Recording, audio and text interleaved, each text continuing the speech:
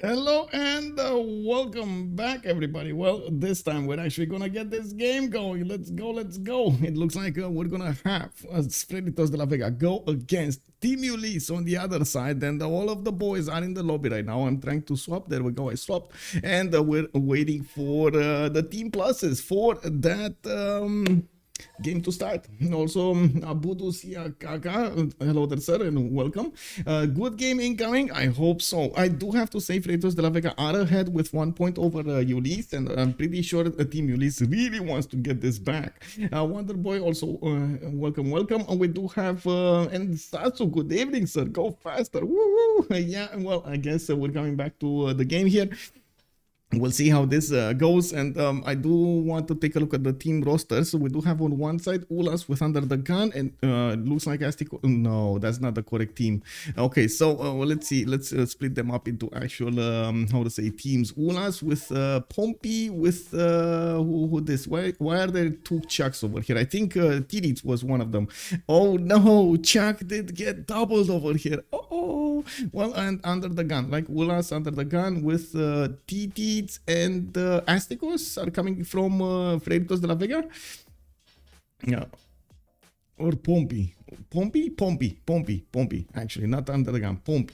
Well, we're gonna need to wait and see exactly how they get into the correct slots over here. And well, hopefully, Titiits is gonna get to rename himself, and Chuck is not gonna have a problem. I don't want to quickly double check 0ms, and it looks like we should actually just quickly reconnect, so we do fix this problem up, and of course we do get connections to everybody.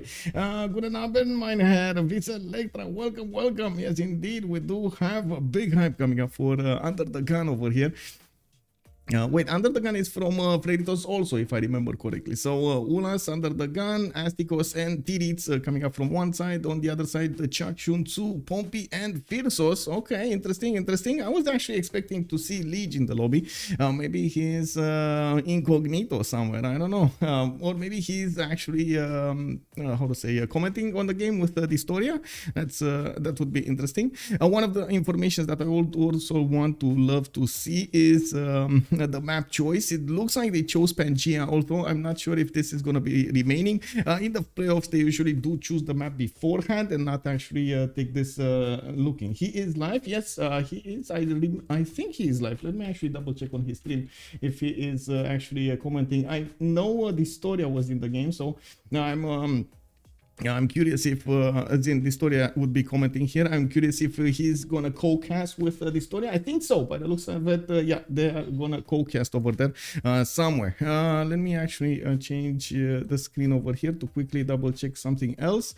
Where are they in the lobby? Okay, so they're here in the lobby. Oh, Liege is still talking with Astikos, Chuck, Phyrsos, and Sun-Tzu over there, his teammates, to see exactly what to do. And Titiits is, yeah, there we go. He's getting his actual name over here. Unfortunately, sometimes this happens, as in we do have how do you call them? We do have whenever we're gonna switch slots, in some cases you actually get double names. It's the same name with the one you switched, and this might cause some issues, but I really hope it's not actually gonna cause an issue this time, you know.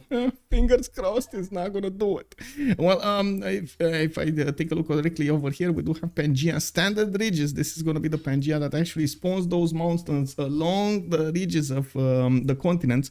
And that actually creates quite a few of those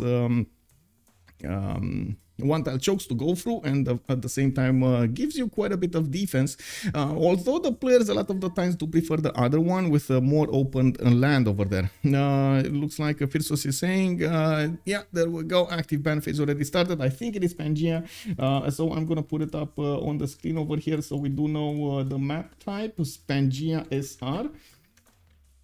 Okay, there we go. Okay, so it does look like Ulhas is the one banning from Freritos de la Vega. On the other side, we do have Phyrsos on the other side. banning from Ulyss. On Pangea standard regions, most of the time you're gonna see civilizations that, yes, have some swimming abilities, but most of the time you do see those civilizations with the early damage bonuses. Maybe some, how to say, early unique units, maybe some early power spikes that they can go in the classical and medieval era. Now, I would expect them in the active ban phase to also take down quite a few of those civilizations, and it does look like they actually went for a Grand Colombia at first, which is a civilization that does have that extra movement. It's quite nasty to play against it, especially against 4 movement scouts over there. It can also promote and still hit with some units, and the free general. So you can imagine the power spike at the beginning. It is quite crazy. We do have Mubande taken out again. The new Congo leader that starts to catch quite a bit of the eye of the players and the preferences of the players. Linda, hello there, ma'am. The story is the French caster. Good afternoon and happy Mother's Day to mothers who celebrate that today. Wait, it is actually Happy Mother's Day? Okay. Happy Mother's Day, indeed. The story is the French caster. I mean, you're saying Lige is playing, but I don't see him in the lobby. And if I take a look at his stream over here, he's actually, I'll say, wait, is he in the game? No, he's, or I don't know. Is he in the game? Because I don't see him. Anyway, maybe it's something that I do need to. In the US it is. Okay. We got it on the, how to say, in the early March actually in Romania. So I guess I was a bit confused over there. But all in all, you know, happy Mother's Day. We do have Maya also taken out as the third option. That will be... Of course, that gives you quite a few bonuses when it comes to those observatories with extra science. At the same time, we've seen Maya actually fail quite a few times because he didn't get those extra plantations that he would require to get all of the bonuses towards observatories. And we've had quite a few ups and downs with it. From +8 observatories to only like +0 or something like that. Zulu makes sense to actually take it down in the 4th choice. And I gotta say there are so many good options here for them to take away from their opponents. With well, first of all, Spain actually comes to mind over here. We still have Gaul. That could be quite an interesting choice for them, and I do want to see what Astikos is gonna play, because usually he really likes to play those out of the box civilizations. So yeah, that's definitely something to watch over here. I do also think we're running down the clock over here, and it looks like 4 more seconds and somebody needs to pick a choice. Ulhas is taking his good old time to pick something, and it is gonna be Cree. They don't want those extra trade routes just running around everywhere and creating the gold and the extra value there. Leech cast shows the same lobby as yours. That's probably not okay. Don't scare. I don't know what that is. Probably not just the same anyway. Yeah, but I think from what I do see, he's more like talking than doing anything else. Anyway, now we do need to see what's going to be picked, what's going to be banned. I saw over there some calls to ban Lotaro, which, yeah, does make sense in some way, but at the same time, I think there are civilizations that are a bit stronger than Lotaro when it comes to how to say, the total gameplay, not just a part of the gameplay. Especially on Pangea, of course, sure, Lotaro can do a lot of damage. We've seen it a few days ago on Highlands, how much damage it can do throughout the game just by building Malon Raiders and Ireling himself into his opponents. We do have Scotland actually as the 6th choice, and yeah, makes sense. Okay, sure. Scotland here with those extra bonuses it gets from his amenities, it did show up more and more in the players' preferences. Maybe he's restreaming or something. Yeah, I think he's restreaming, if I'm not mistaken, how to say, Distoria's Viewpoint. We do have Phyrsos and Astikos coming up next year. To actually, Ulhas is going to be the first one to pick something for his team, and this will set the tone for the remainder of the game over here. The first 4 choices, of course, are going to be quite important for everybody, and Gaul is, of course, left open and picked up by Ulhas. They do want to keep it on their side with the Opidums and the Geisates, and of course the culture from the mines. I do have to point out those Opidums are replacement industrial zones. They do come out earlier. They're cheaper to build, and you can get a lot of production with it. Now, I guess We gotta talk about the elephant in the room over here.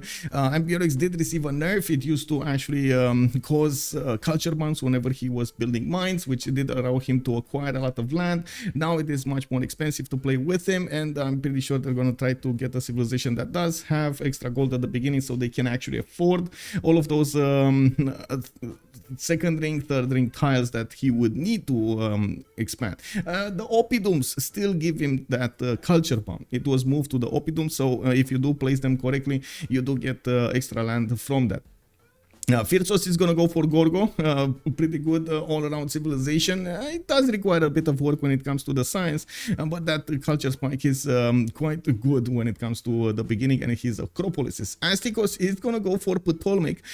This is the Egyptian leader, again quite good when it comes to how to say overall gameplay, and this is something that we're gonna need to keep on watching to see exactly how he's gonna use that civilization bonuses to their maximum effectiveness. Spain definitely makes sense, especially if you're gonna have a civilization with Gaul, like Gaul in your team. You do want to pick a civilization that will have quite a bit of gold from the beginning. Those trade routes of Spain, especially if he gets like double continent splits or triple continent splits, which we've seen multiple times, Spain over here can generate the gold at the beginning of the game, giving the resources Gaul needs to actually buy out those tiles over there. It's today's Sweden time. That is, yeah, that is the thing. Legion's view is exactly the same as the story. I just assume. Yeah, okay, yeah, indeed. Ptolmeic in the game. Wayne's calling out, Yahoo! Yeehaw! Well, we'll see if that's actually gonna be appearing over here. Well, you know, we might actually see Teddy Roosevelt. You never know. Teddy Rough Rider, let's go. We've seen a win a few days ago with Teddy Bulmus, a impressive culture victory coming out there. So why not?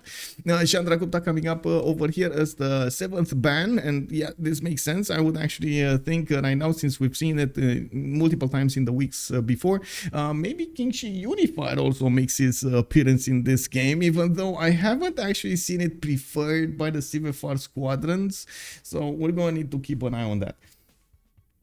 Failing at Minesweeper. I mean, you clicked on the bomb, man. You clicked on the bomb. It is what it is.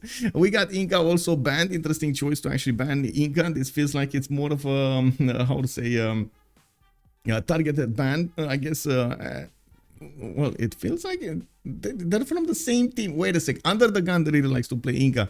And when I saw the ban over here, I immediately thought that maybe UnderTheGun is going to want to play it. But then Astikos is on the second team. So maybe, you know, both of them actually want to play it. I guess we're going to need to see or ask them afterwards. Looks like Khmer is also taken down in the nice choice. I do have to point out with the Spain in the game, you don't really want to go for a lot of, especially on the other side, you don't really want to go for civilizations with the religious bonuses, because, you know, Spain gets that extra +5 against that religion, and it is quite annoying. Extra damage against other religions, and it is quite annoying. Wasn't that changed actually to +3 or something in BBG?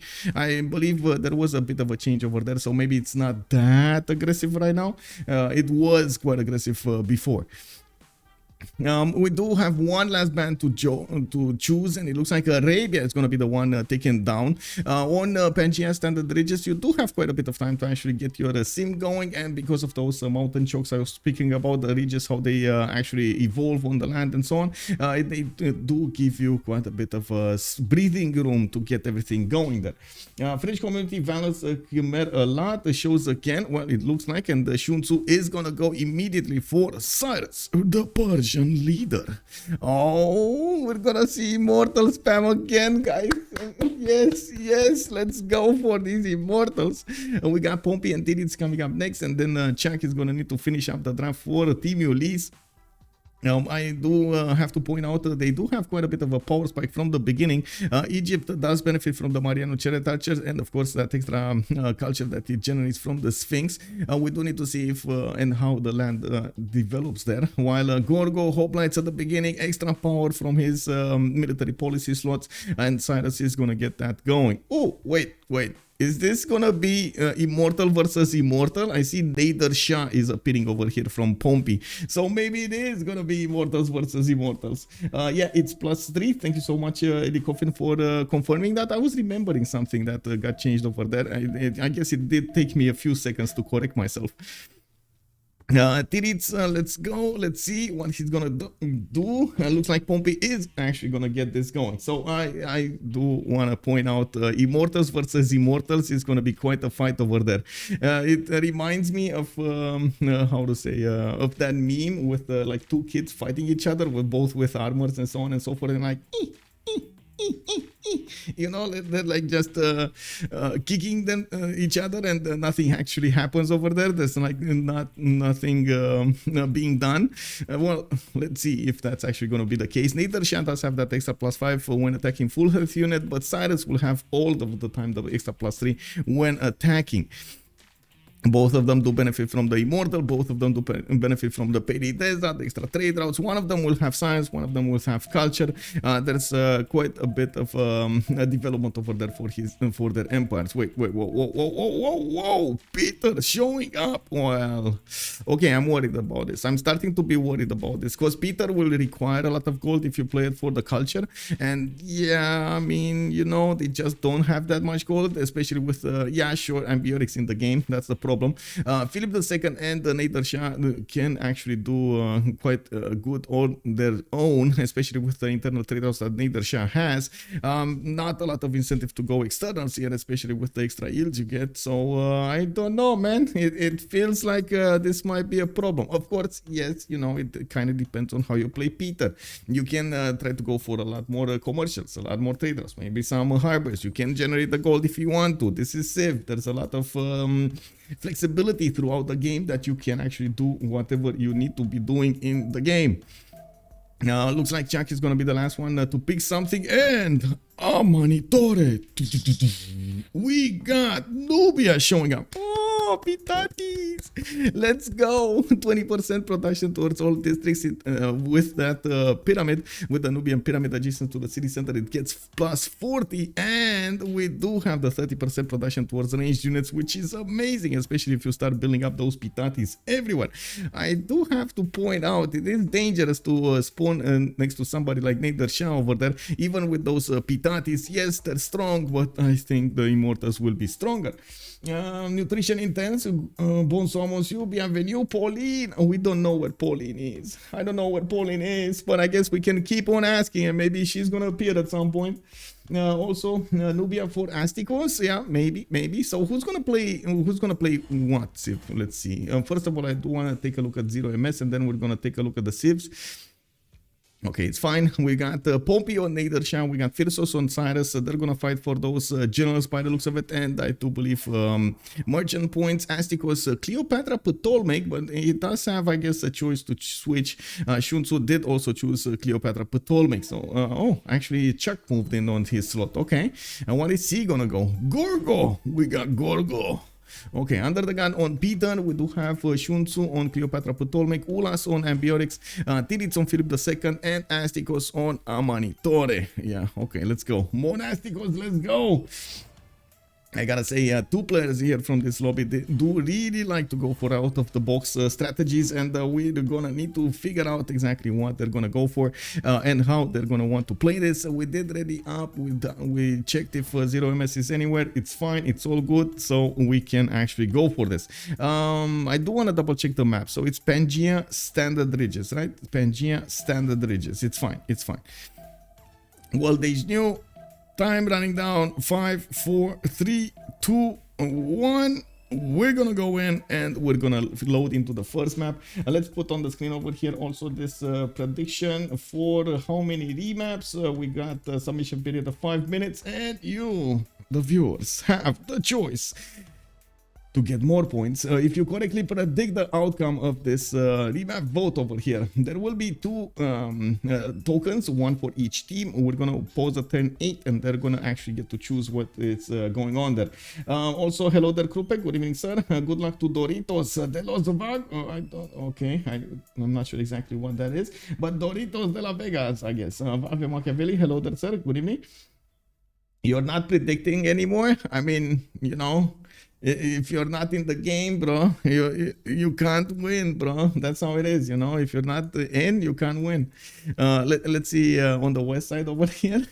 We do have Phyrsos coming up with the settler for Persia. Okay, very nice. Namadol on the east side, Laventa on west. What is this the city-state extravaganza here for him? He has only city-states around him. Is it even Russia in the south or nobody? Nobody. This is just going to be Persia. This is Cyrus that's going to be so far away from everybody else. So probably going commercials and trying to take one of these city-states early on. He does have quite a bit of culture actually coming up from the silk tiles if you take a look at this, and we do have him on this lake for the fresh water. I can't say he's gonna have very good commercials, but I'm pretty sure he's gonna try to settle other cities. For example, this one on the dice tile. Wink said me, he does have other tutus around it with an extra faith point and actually extra 2 faith points. It does make sense to actually go there quite quickly.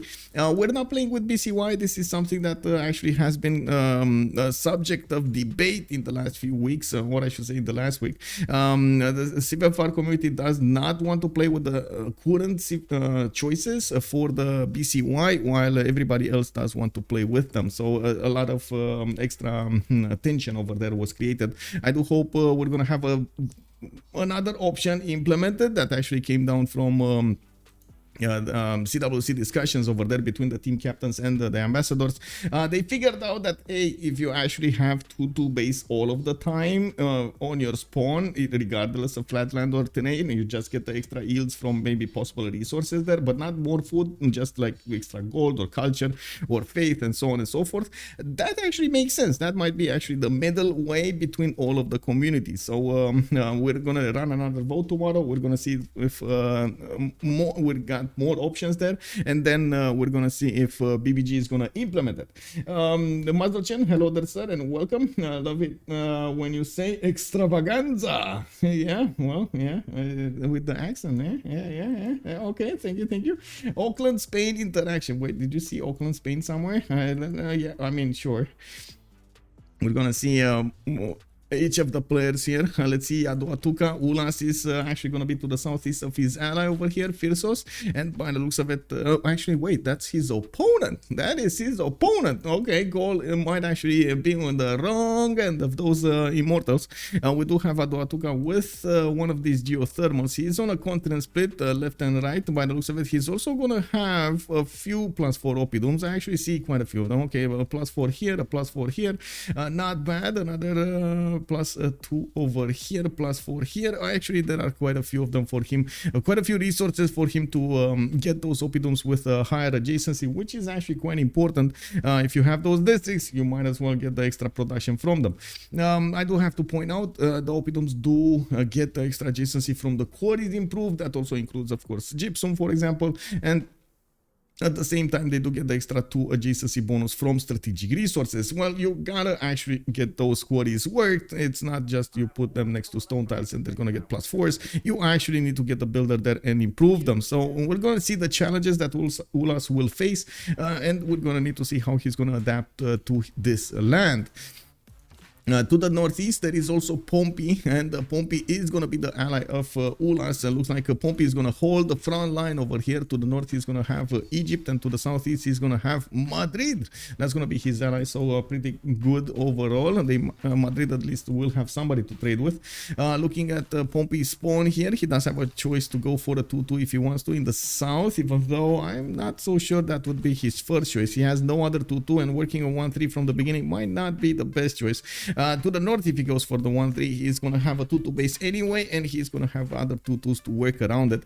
Now, we do have him also with quite a few mountains for him to get those campuses going, and we do need to see how he is going to try to play against Egypt to the north. And I guess this is going to be the matchup between Immortals and at the same time those Mariano Chariot Archers. That might be a problem, you know, like we're going to need to see if those Immortals are going to be up to spec, and of course if the Marianos can actually withstand the amazing Immortals. Well, they're not called Immortals for nothing, you know. We do need to see also in the north, Sun-Tzu getting those floodable terrain tiles worked here. Looks like he's going to have a decent amount of floodable terrain. Has culture underneath his capital settled from a wheat tile. He does get, okay, some tutus to work on the west. Extra food from the bananas, not bad. And I do see he's going to have actually quite a few cities to settle north, east, and west. Over here, the coffee tile actually definitely makes sense. He will have good campuses around these mountains, and I of course see the geothermal fissures on the continent splits. Now we do need to see also to the south how far away is he from an opponent. He does have quite a few cities actually to go for, unless we're gonna see Pompi actually just put a city right in his face and try to do as much damage as possible. I gotta say actually Pompi can settle 1-3 and then a 2-2 base next to that banana. Ooh, I'm sorry. And then just get into the face of Egypt with those immortals. This might actually come out to be quite aggressive from him, and I gotta point out those immortals, well, they do come a little bit later than the Mariano chariot archers if you focus on the Marianos. So maybe, you know, he needs a little bit more time than to actually just go in front of his opponent like that. Spain is going to have the continent split. I did notice on the west side he's going to put at least one city, and we're going to need to see what is the magnet city he's going to choose, his capital or another one. Has quite a few rivers to go for, not a lot of coast to actually develop harbor, so maybe this is the choice that he's going to make. He's going to need to go for commercials rather than harbors.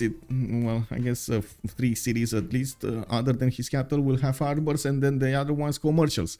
Now we do have him with a builder actually start. He's going to start to improve his ship tiles here, getting that extra production going from the 2-2 ships and turning it to 2-3s, and getting that extra food from the 3-1 turning it to a 3-2. Okay. Any target for him? He can take Venice. That's actually quite a relatively easy city state to take. Astikos is going to be behind the mountains, and that is going to be one of his opponents. While I do see in the north there's also going to be UnderTheGun actually to the north of Nubia. So Nubia might actually have 2 targets to go against. It might not be ideal, but I do actually believe in Astikos' ability to fight both of them at the same time. Viselectra, thank you, sir. Also Immortals, we put their name to the test. Exactly, we will put their name in the test. That's actually, if I remember correctly, isn't that a line from the 300? Lucifer, thank you so much for the follow, sir, and welcome to the stream. Okay, so Astikos moving to the north, he's gonna start getting these huts discovered, and maybe he's gonna get some, you know, gifts over there. You never know what you pop a hut and some gifts come out. It is what it is, man. Yosemite as a wander to the east side, where he's gonna get some extra culture, some extra science and gold. And I do see there's already a forest fire, so that actually would be quite powerful as a second city. It does need a bit of time to get there. 1, 2, 3, 4. Settle on the 5th one. Not bad. Actually not bad. It's actually quite good. We do need to see if he's going to prefer to defend himself or expand to the southwest or go to the north over here. I'm pretty sure when UnderTheGun is going to be revealed, well, we're going to have the matchup of the day over here. Astikos going against UnderTheGun. Looking at UnderTheGun, he already spent a lot of gold getting the food from the sheep tiles to actually allow his population to grow a little bit faster. And we got him working on 1-4 deer tile and a 3-1 sheep. You can actually see it still grows in 5 here. You can imagine he wouldn't have even grown if he would have worked just a sheep tile. We do have him actually with scouts going to explore his territory. Since he does have a deer tile, he can try to go for Temple of Artemis, which he is going to get like 1, 2, 3, 4 amenities in the capital. Extra food, extra wait, is that 5 amenities? 1, 2, 3, 4. No, 4 amenities. He's gonna get that extra food and housing in the capital, which is gonna be quite important. Now, I do see he has a decent amount of tundra to the east side, a little bit to the north and to the southwest. And of course, I'm pretty sure he's gonna try to expand to the south over here to benefit from these 2-2s and get the positioning. They met. An encounter of the 3rd kind between a Nubian warrior and a Russian warrior. What are they gonna do? We got 2 more turns to go, and the players will have the option to remap or not. We're gonna need to see if they're gonna use the remap token for this map in particular. Now, I do wanna double check if this is gonna happen. Sun-Tzu, is he gonna see Pompi? It does. Well, I guess there is a... No, there's not. Actually, the scouts don't have promotions. They're gonna take a while to get somewhere. Pompi is moving northeast, and then Sun-Tzu moving to the south. Well, I guess it's all up to the first moves here. Pompi might get to see Sun-Tzu. Sparta already pumped out a builder. I do see him going for his scout.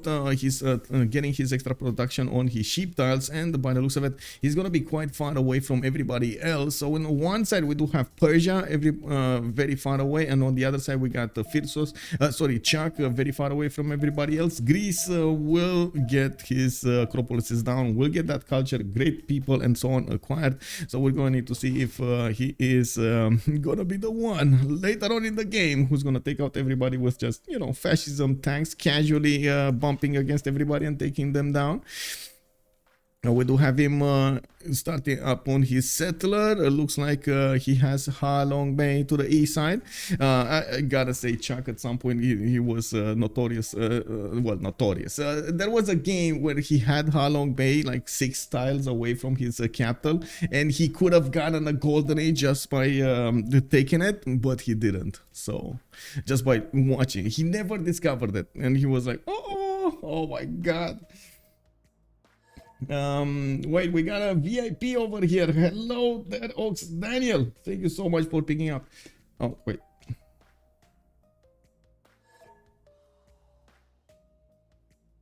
Okay. Wait, Ox Daniel. There we go. There we go. Congratulations, sir, and thank you so much for so many points. Okay, so looks like we do have this. Titiits was saying, I got this, bro. I got this. Well, I was worried, man. I was worried. Gorgo maybe denies Temple of Artemis, camp plus pressure plus a bit the opening. Yeah, that may be a thing, and I do have to point out Russia does usually go for his holy sites for his lavras rather than going for archery to get that Temple of Artemis. Gorgo, on the other hand, well, we do see him going pottery, so he's not really going immediately for this. Looks like there will be a remap. Pompi, Freritos de la Vega did choose to remap this, so we're gonna have another map to talk about in just a few seconds. Just waiting over here for the remap command to go through, and then we're gonna see what the players will get as land. Much appreciated, sir. Only 23,000 away. Gunzakimbo is getting there. Oh, very nice, very nice. Thank you, sirs. Yeah, well, you'd say unlucky, but I'm not sure. I'm not sure, honestly. Unlucky for us that we're not going to see the big matchup between Astikos and UnderTheGun over here. Would have really love to see that. And Sun-Tzu going against Nader Shah. That would have been quite interesting also. Would have really loved to see how this action evolves between them. Okay, so let's go. Let's go.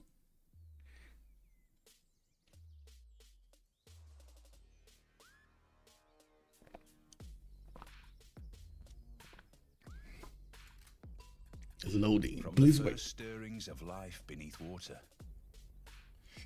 Okay. Beneath water. Whoa. As in the underground, beneath the water? Isn't that dangerous? Okay. Okay. Shouldn't that be in the water rather than beneath the water? Because I don't know, man. Beneath the water kind of means. Oh, what is this?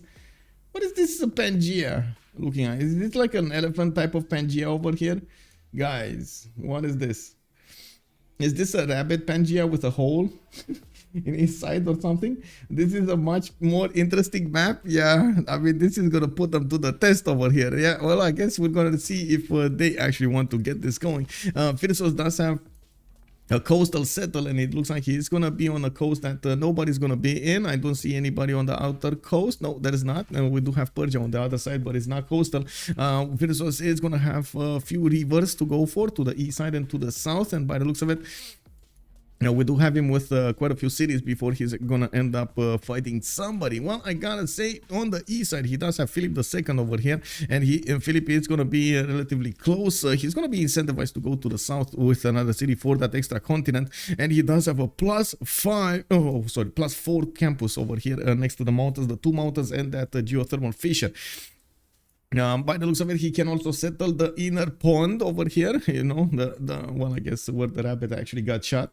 We do need to see if he's gonna get a chance to trade with anybody with the coast. I don't think so, actually. On the other side of the coast, it's Sun-Tzu. That's an opponent civilization over there with Ptolmeic.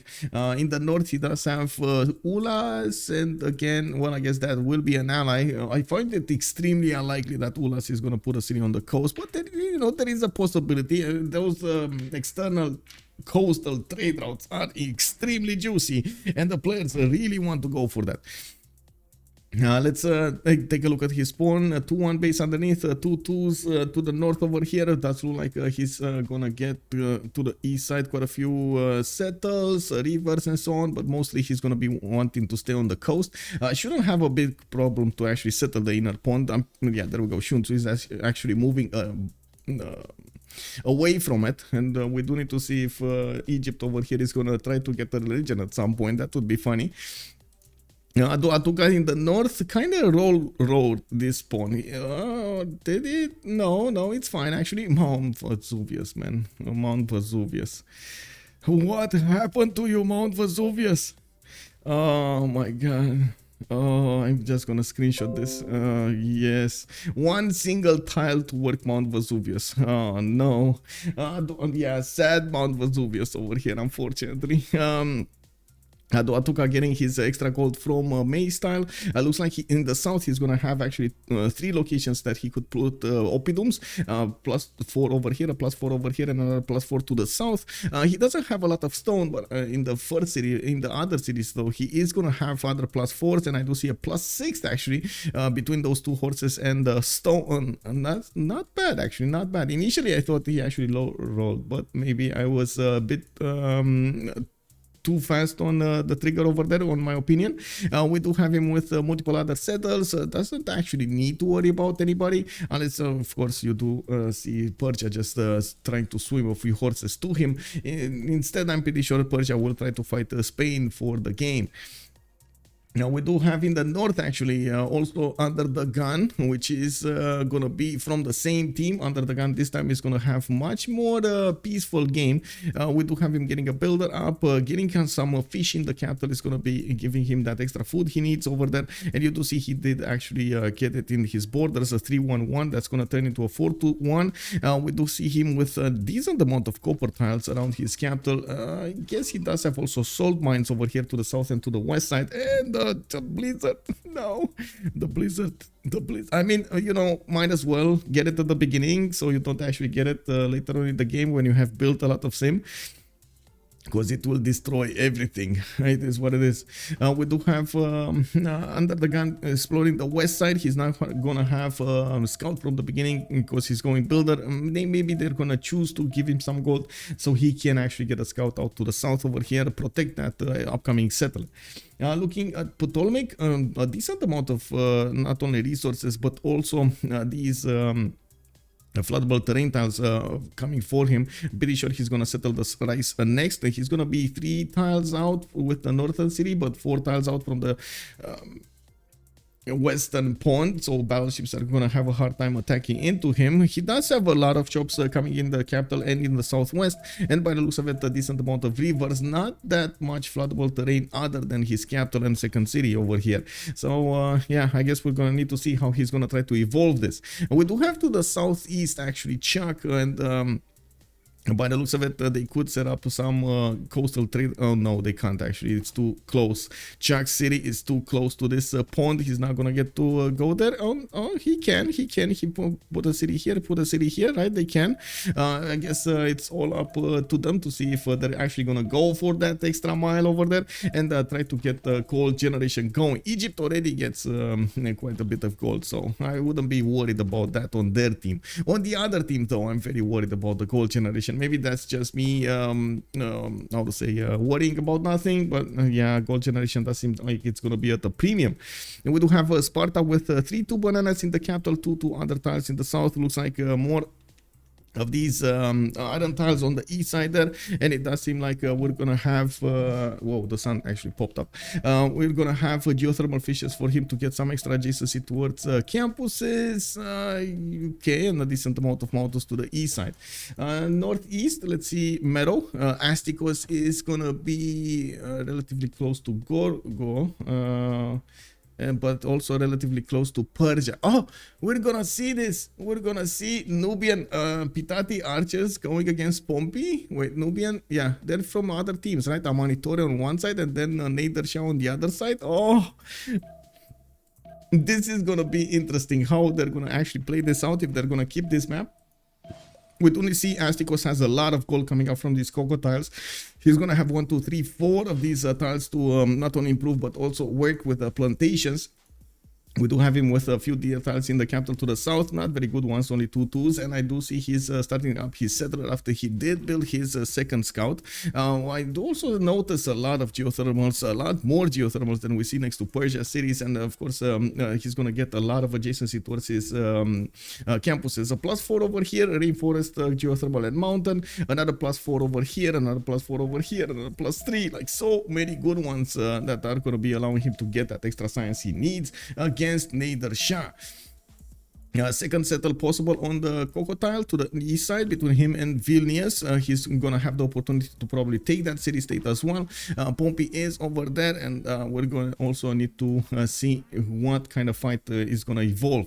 I'd also notice Pompi has a decent amount of land to the south that will be relatively safe because of the mountains, while I'm pretty sure he would need to get the western side, the rice tile for example, settle, so he can actually put some pressure on Nubia. Even though from the beginning of the game, the Pitatis do come a lot earlier than these Immortals. And again, like, are we going for this? I'm not touching buttons, man. I'm not touching buttons. Okay, Titiits got this. He got this. He knows. He knows. It's fine. Cold Habub. Yes, the Cold Habub. Typical one that indeed. We're only 6 away from golden. Sadly gonna have to go be going soon. Might stop back, but probably not tonight. Thank you so much for joining us, Guzakimbo. When I see this map, I see 2 fighters. Yeah, oh, 2 fighters actually brawling over here. Yeah, I mean that might be. One is taking the other one down or something. There's something happening over here in the middle where Egypt is. Let me see. Let me actually put this going over here. Interesting.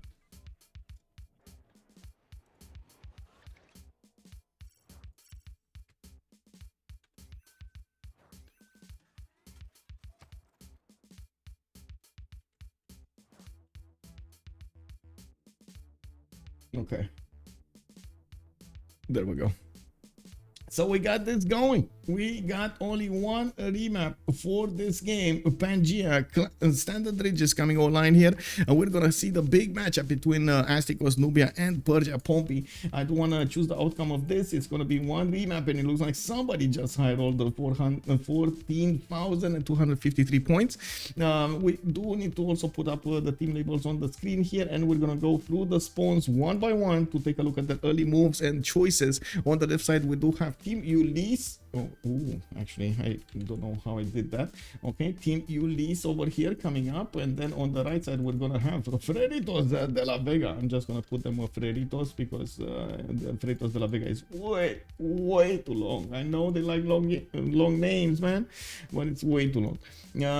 Any coffin, it is what it is, man. Monkey Wazaro +1, let's go. Now, okay, so let's see what's happening on the west side with Persia. I do see Phyrsos is going to go for the northern settle. He does have a 2-2 sheep tile that he could go for with multiple other 2-2s around it. No, just 1 2-2 around it. He can buy out the other ones. Looks like he's also pumping out another settler in 7, and he is coupling this 3-1 banana with the 1-3. Might need to actually buy out another tile, possibly the 2-2 over there to the northeast to actually get something going. It looks like he's also rushing bronze working, trying to get that going as soon as possible, and I do see he is soon gonna discover the city of Madrid.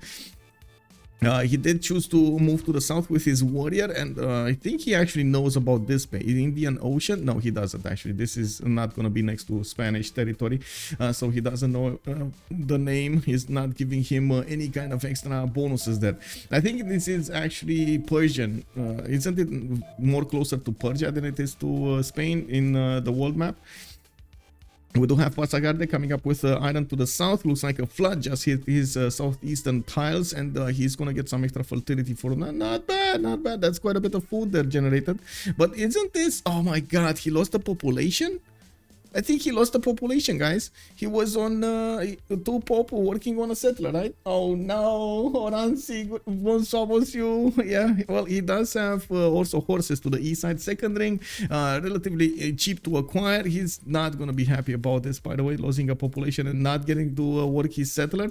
No, I guess he's going to try to get that banana worked and, you know, switch production for a few turns. So maybe another scout, maybe a builder. A builder, I would say, would be quite valuable here. Getting those extra 2-2s built. Well, to the north, we do have Titiits actually making some form of a defense over here, getting the extra vision to the settler of Gaul.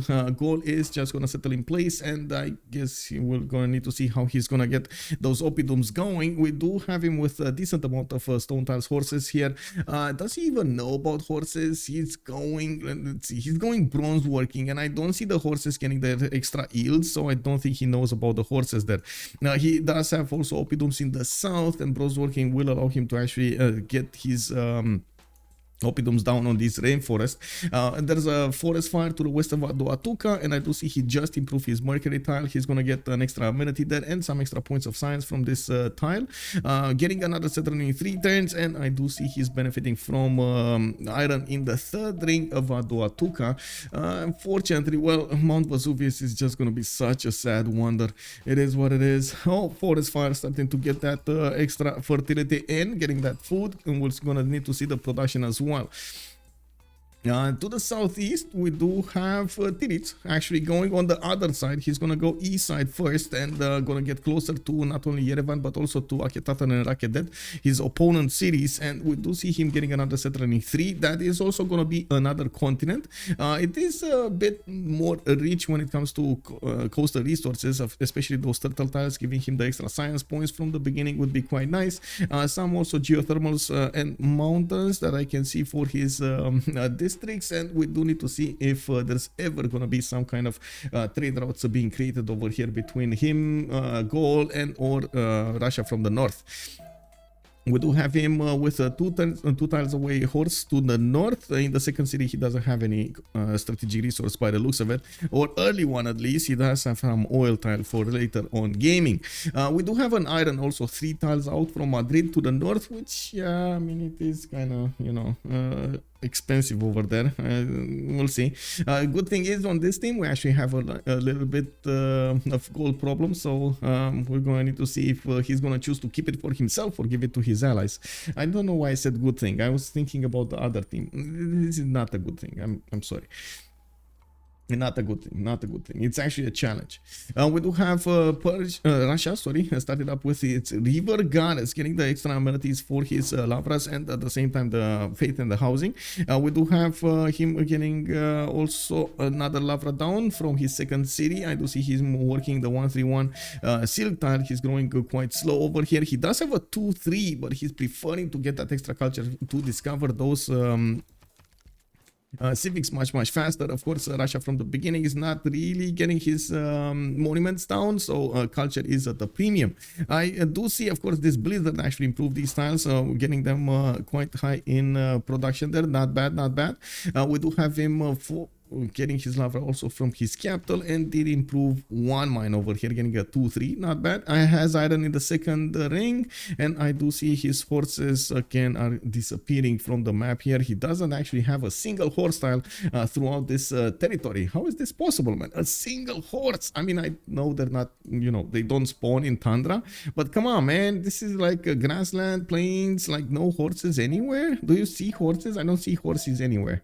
I guess he's not gonna this game. He's gonna be like more like ting ting ting from the mining, from the swordsman. Somebody HA to research horses. Not everyone needs that much tempo. No religious idols. Sage, he has such a good one. Yeah, I was actually thinking of religious idols here. I do have to point out there are a decent amount of rivers for him to expand in and get those lavras next to them, so maybe that is the choice that he made over here, seeing that he has so much territory to use these rivers for. And yeah, UnderTheGun does really like to keep his people happy. I gotta say, it's starting to be quite a thing over here for a lot of players, but him in particular really likes to get irrigation first and improve his resources just so he can get his people happier. We'll come back and see what kind of religion he's gonna take after he's actually gonna get enough points. He will probably be the only one getting great prophet points for quite some time now. On Akhenaten, we do already see Etemenanki, and he's also getting that extra culture from underneath the settle and with the rice tiles. We do have Sun-Tzu getting some builders out, and I do see he's gonna put a city to the southwest. Well, I gotta say, unbeknownst to him, Spain is there, and he will need to figure out exactly what to do against the Spanish armies. We do have him also putting... guys, I feel a disturbance in the force. Oh no. I don't know about this, Sun-Tzu. You have not found Spain over here. Well, I guess we're going to need to see if the extra tempo given by divine inspiration plus sacred places, because I'm pretty sure that's what he's going to want to get. It's going to give him the necessary boost that he's going to need to withstand the Spanish armies. His expand will not have any Temenanki tiles.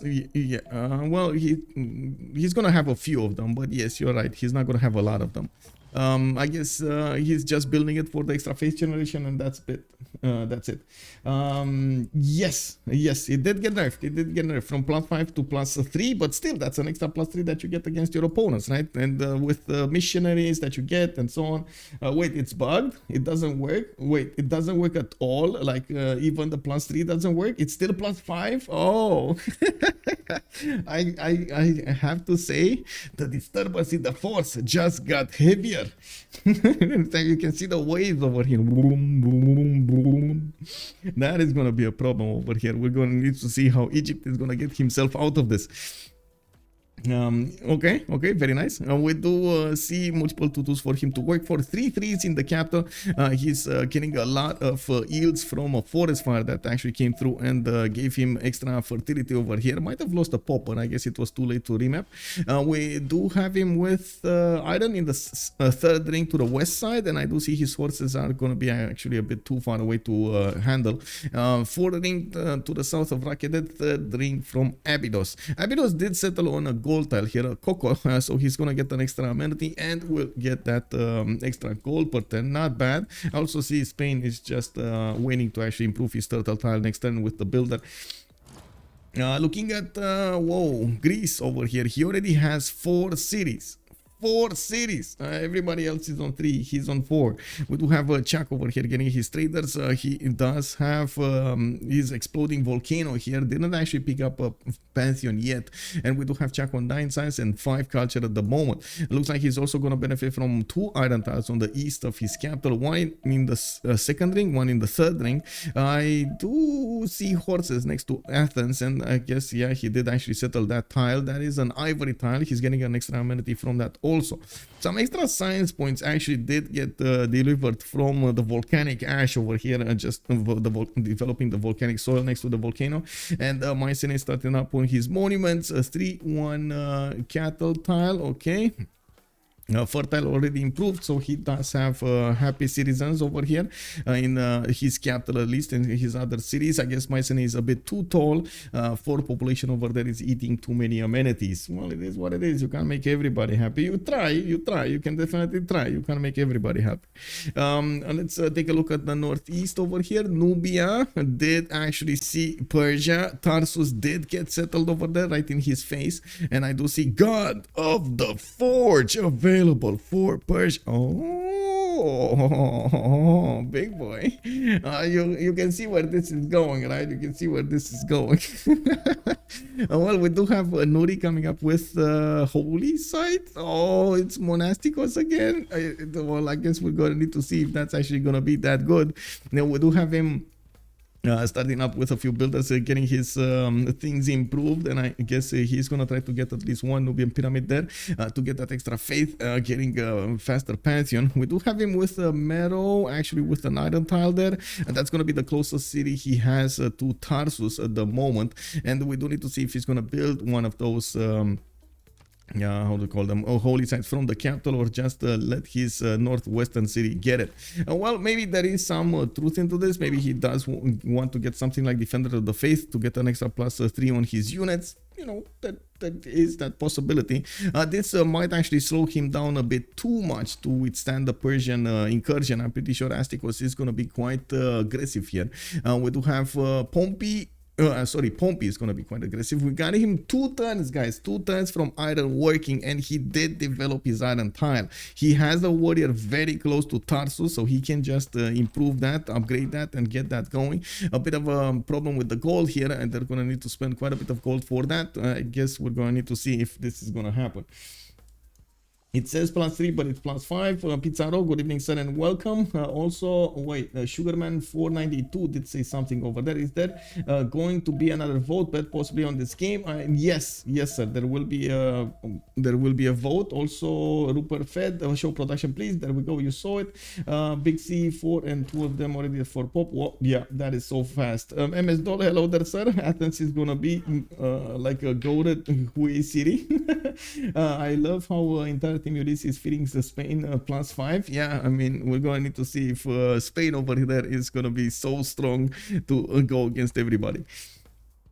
I guess Spain need to be a money machine, so he won't be aggressive until conquistadors. Maybe, yeah, maybe.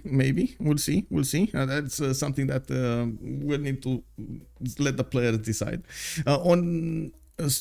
By the way, on Persia, we do have that encampment finished in Masha to the west side. He will get trader over here so he can connect the western city to his capital. Unfortunately, there are quite a few rivers that he's going to need to pass, and that's why he built his encampment like this, so he can actually get faster reinforcements to the west side. He started up on his warriors. He does need a lot of iron. He's the only one at the moment making iron from his team. He's on 6 right now, and of course he needs 2 more turns to actually get enough iron.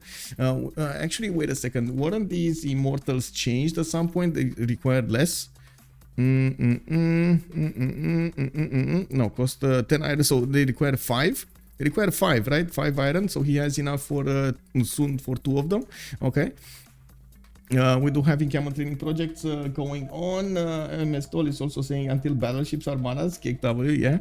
Magnus going into Masha, so he gets the extra bonuses towards these trade routes, and I do see no, he does have horses. He does have horses already improved from Hamatana. You can see there we go. The immortal just popped out from Hamatana, switched from a warrior into an immortal.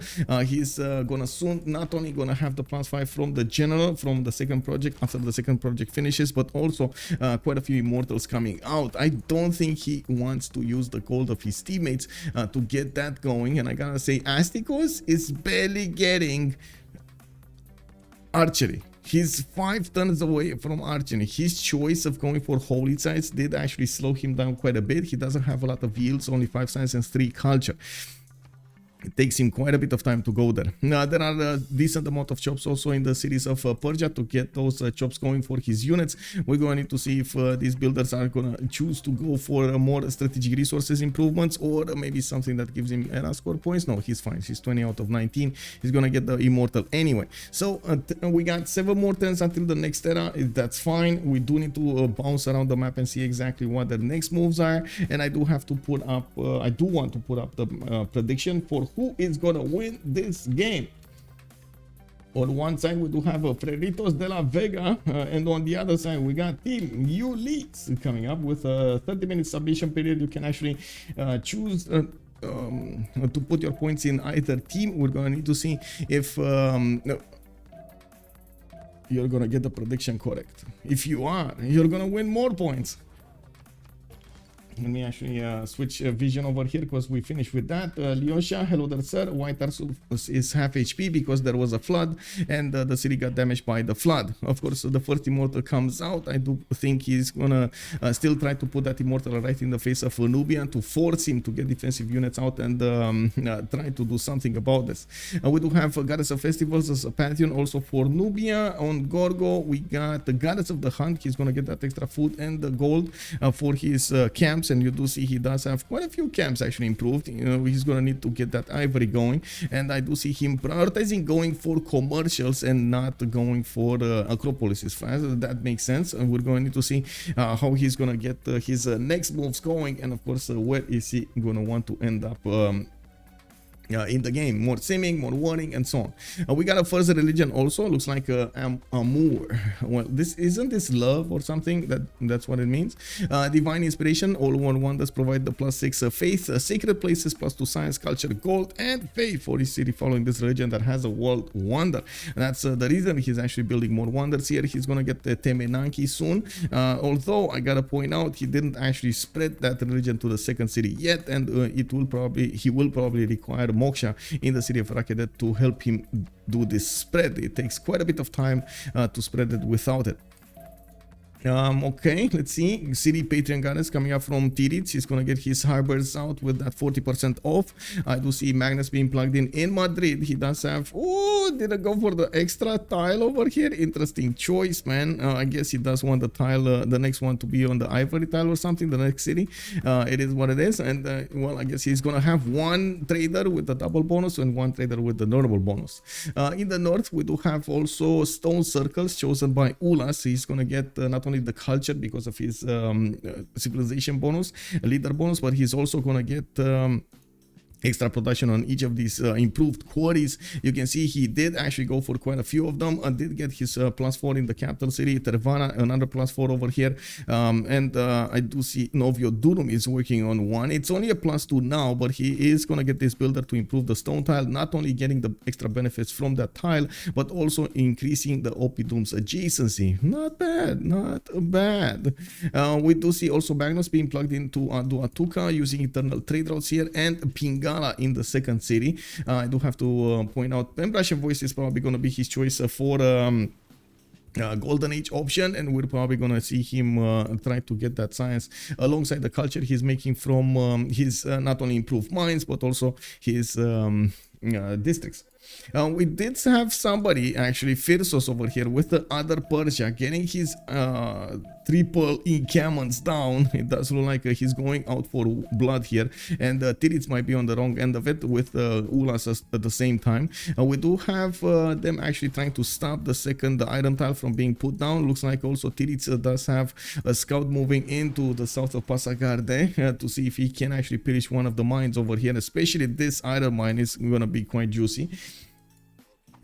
First immortals, 2 immortals coming out from Hamatana going to the west side. Looks like we got Titiits online also. Persia just got enough points to get, oh, this is Nader Shah, just got enough points so he can actually get his general. He's gonna move it and teleport it to Hamatana and use that extra movement for his immortals to get faster on the Nubian borders. And this is where we gotta see the gold shine. Astikos 20 gold, we got Chak on 38, Phyrsos on 11, on 14 here for Sun-Tzu. We got the Pitati archers, and this is the moment, guys. They're not doing enough damage. They need to be so many to actually be useful. Yes, they are 30 base strength. They do deal quite a bit of damage against their opponents, but melee base is 17. So look at this. Like that immortal is short 44, and that is without oligarchy and all of the other bonuses on him. The general bonus and so on, that is going to be so tough to deal with. Astikos over here is going to have a problem. I predict it right now, big problem. Well, he's not that far away from getting a prophet, or is he? He is that far away from getting a prophet. Just started recruiting his great prophet there. We do have a possible religion coming up from UnderTheGun. Laozi did just get moved on his Lavra, and UnderTheGun did get the third settle on the west side, trying to defend himself against Shun Sun-Tzu's scout. Yeah, that is an opponent. We got him getting another wave of settlers, and he just activated his great prophet for a religion. We're gonna see that the religion spread in 3 of his cities, and we're going to see what is he gonna choose. There are quite a few options, but I'm pretty sure feed the world with the lay ministry is going to be his choice for today. We do have him also putting an government plaza, actually. Sorry, I don't know why I thought encampment between his 2 lavras, so he gets more adjacency towards them. Also creates opportunities between the city of Kazan and St. Petersburg to put, and that government plaza to put something more. Come on, maybe religion? No, he's keeping it for something else. I don't know. We got 3 more turns until the next turn. Everybody did get well over their necessary points threshold, and we do need to see, and we need to wait over here for UnderTheGun's choice. While there we go, Confucianism, and there we go, feed the world with lay ministry. Makes sense. He does have river goddess as a pantheon, and next wave of settlers is gonna come out soon. Did we miss anybody's pantheon? I guess I didn't talk about this. And there is a fertility rice pantheon activated on Persia, and he will get that extra food coming up from his wheat tiles, from his rice tiles, from his maize tiles. He also did manage to get a free builder, and did manage to improve a few of his tiles, especially the iron tile is quite valuable here because he will need to actually pump out quite a few units and does need those resources. Well, we do have actually Pompi maybe going for Vilnius first and giving a bit more time to Nubia to get his units up. By the looks of it, Persia's scout did get bombed back into his territory here. We do have another encampment training. Oh, okay. He's trying to deny that from Nubia, from Astikos. Okay, interesting. I do see the other Persia is going to get one of these, whatever happens. And Gaul is making a great general point at this moment in time. He does have 1 single encampment from Tervana, getting an encampment training project next time. He is going to be well on his way to recruiting 1 general. Now, of course, having 2 generals for Persia will allow him to actually open up 2 fronts. He is moving on Vilnius, just declared war on that city-state. With the Immortals, he's not gonna have that big of a problem to take down that city quite quickly. And then you can see he's building 2 turning actually Immortals from his northern city Hagmatana. We do have him improving some of his plantations here. He does have bananas and some deer tiles to get that gold going, and we're going to need to see what is his follow-up move after this. Now, we do also notice Sun-Tzu is on 15 science and 15 culture. Did finish that at Temeraki and is starting to put down quite a few sphinxes for extra bonuses. He's going to get another one probably over here when he's going to get that builder.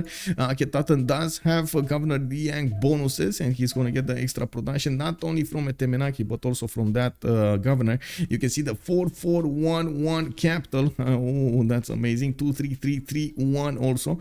While we do have a next wave of settlers coming out from him, he's also building a lot of commercials to get everything going. Well, Chuck just managed to get a free kill over there, getting some culture. Very nice. Improving some more of his cocoa tiles, and we do have him going for those upcoming markets. And I do see Acropolis is everywhere. Like usual, there's gonna be a bit of a low science for some time here for Greece, but I do think he has enough opportunities to get a very strong campuses. He just needs a lot of population to actually get everything he needs. Like even like later on, he's gonna need those industrial zones. He's gonna need his not only campuses but also encampments and so on. So there's quite a few things that he needs to get going.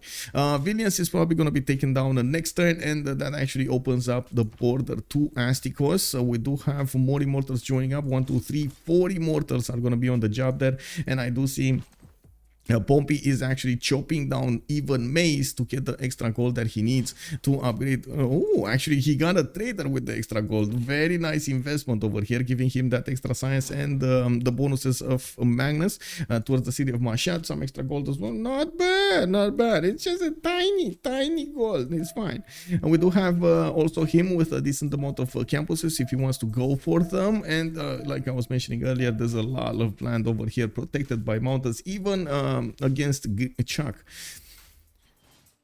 Okay, I think we just jumped into the next era, and we do need to see Vilnius be taken down here. Yeah, there we go. I think Astikos just found out exactly how dangerous this situation is. We do have Astikos on, well, he's still gonna need to pick something. I do really like, by the way, these pyramids, but I do think this strategy of going holy sites into pyramids, yeah, at some point it was amazing. When you're in the front line like this, it might be a bit too slow. We got the horses coming up from Astikos. Those are not actually going to phase off the immortals that much. We do need to see if them coupled together with the Titiits are going to be strong enough to defend these borders. Still looking at the damage points here. The Titiits barely scratch the immortals. And I guess putting their name to the test, ooh, we might actually know that the answer to that question. Monkey Wanzaru, what pantheon for Nubia? That's a good question, actually. Give me a second. He went for goddess of festivals. He went for goddess of festivals and got that extra culture on his plantations. Also, Nansul Ledingo. Good evening, sir. Meep. Hello there, sir. We saw on the religious screen. It's Lady of the Reeds and Marshes on Sun-Tzu. Yeah, he did get Lady of the Reeds and Marshes indeed. Also, Quill Whip, one pantheon. There we go. I answered that. White Asus is half HP. Lyosha, I think I answered that question. Let me catch back down. Persia missing golden. No, I think everybody got the golden. Yeah, everybody got golden. Astikos, or I should say Astikos is in a monumentality age, living up to his name here. We do have him with getting more of these Titiits. Also plug in Pingala in the capital city to get that extra science going. We do have +3 campus coming in, and he is just noticing Pompi is starting to put those immortals right in his face. We do need to see if the immortals will have that necessary damage to take down these oh my god. Okay, well, that's a problem. Now we do need to take a look at his face generation. He's on 23 faith a turn and 33 production, starting to buy out builders from his territory, which will allow him to actually chop quite a few units here. I do have to point out he has 2 different cards that he needs to think about. First of all is the military tradition card for the horses, and the second one is a Gogi for these Titiits, and that might be a bit too much of a stretch over here in his there we go, policy slots. He is on Gogi right now with urban planning, and he does have maneuver, but yeah, I don't know, at the moment it's a bit bad. The situation is not looking great, guys, not looking great here. Now we do have Sun-Tzu with 17 science and 19 culture, a monumentality golden age for him as well. He's on 17 faith a turn, getting another one of these sphinxes next to Etemenaki, and I do see him quite happily improving his territory here. He's getting his commercial hubs down, and I do see Racket that actually getting Moksha plugged in, so he can actually spread that religion much faster to his other cities. Also 15 gold, 52 production. That's actually a good amount of production that he's benefiting from. We got some immortals on the map here also from Sparta, and they did manage to open up the territory with the Great General, push back that Spanish incursion. Okay, more of these Titiits coming around. Immortals are going to need to find their way towards Kerma. It was, I think, either Ulyss or Nubia was kind enough to build a road. You can see there's a road here. Oh my god, man, that is unbelievable. Yeah, we do need to see if we're gonna have something happening over there. Well, yeah, he can push back the general, but it's not gonna affect much. There's a second general over here coming up on the front line with more immortals on being trained here from the city of Tarsus and Hamatana. Warlord Throne coming up from Masha, so this seems like to be an all-in from Pompi. We do have Chak on 14 science and 31 culture, getting his 4 cities with the audience chamber, and I do see him plugging in Pingala here. Pen, Brush, and Voice was his choice of specializing Golden Age, and I do see markets coming up for those extra traders. He does already have 2 of them on the way here. He's not using Magnus internals, or is he gonna use Magnus internals? I see an external going around, that's why I'm asking, and I think this one is also going to Althea, just by the looks of the positioning here. Getting an Acropolis here in Sparta as well. This is a half-coast district, and you can see he's one turning it anyway, and I do see he's starting to exploit his south. Oh my god, this would have been a Lady of the Reeds and Marshes at Temenanki. Amazing land, I gotta say, this would have been amazing here to the south. We got Phyrsos also, 21 science, 21 culture, pen brush and voice golden age for him, plugged in Pingala in the capital, getting Warlord's throne, and we do see him started to build quite a few units. Has a problem going against Gaul, even going against Spain, because Gaul can cut off his reinforcements there. Okay, we got some moves coming up here. Titiits, we're going to talk about Titiits right after we see Pompi do something. I gotta say, he also needs to wait for his upcoming immortals to do the shots on these units, and I think he can two-shot with the ranged units, especially if he does have the +1 promotion on his immortals. Actually, 2 of his immortals have a promotion on them. He needs to be careful to actually get that going before the immortal dies. This one, a 3 movement, a scout needs to get out of the way. It might actually just need to move forward there or switch with the immortal so he can get the shot on the Pitati. This one is a hill. No, that's actually a plains, like flat land, so unfortunately he doesn't have the vision on this Pitati. The Pitati can shoot at him. No movements, okay. Well, I guess they're waiting to get as many of those units out as possible and moving everything before they can actually do the war moves. Thank you, Ulyss. Yeah, okay, looks like corrected now. Yeah, UI glitch. Oh, metal is still 15 defense. Yeah, that's a bit of a problem actually. Sometimes it auto corrects a bit too late, like all of the details of the city centers, walls, and so on. When you do get another unit, like an extra unit, does take a little bit of time to see the actual strength. It might put you off a little bit, but it will get auto corrected. Also, let's see, definitely needs more archers, a lot more. I don't know if archers are the way here, but I guess these Pitatis are quite strong and we're gonna put them to the test. Okay, let's see the oh Pitati. Okay, so they do need a +1 promotion on these immortals so they can two-shot the Pitatis. That is gonna be quite dangerous here. Now we do have of course take a look at the Titiits, pen brush and voice golden is still on 3 cities, getting his upcoming 4th from Madrid, while he is getting his 5th also to the south somewhere, probably around here next to the J-Tal or something. He does have in A Coruña harbors coming out. Madrid and Barcelona did already build them, getting his lighthouses going, and this +4 campus is going to be quite nice there. We do need to see his cover on plaza placement for a +4 campus. Madrid also has a +2 if he really wants to over here. I do also notice at the moment he didn't go for his specializing building of choice in his government plaza, still prioritizes the settler over everything else. He is making 25 gold a turn, and that is good gold income, sending it to the team, but you can see how much of a difference between them we actually have right now, with Shah choosing to go external, 64 gold a turn, Sun-Tzu 26, we got Astikos on 13 and Phyrsos on 19. Amani externals give +2/+2, so if you have no chops it's better and cheaper. Yeah, well, that's exactly what Chuck is using over here, that ability of Amani. And we do have Ulhas also with 19 science and 24 culture, 11 gold a turn here from 4 cities Gaul.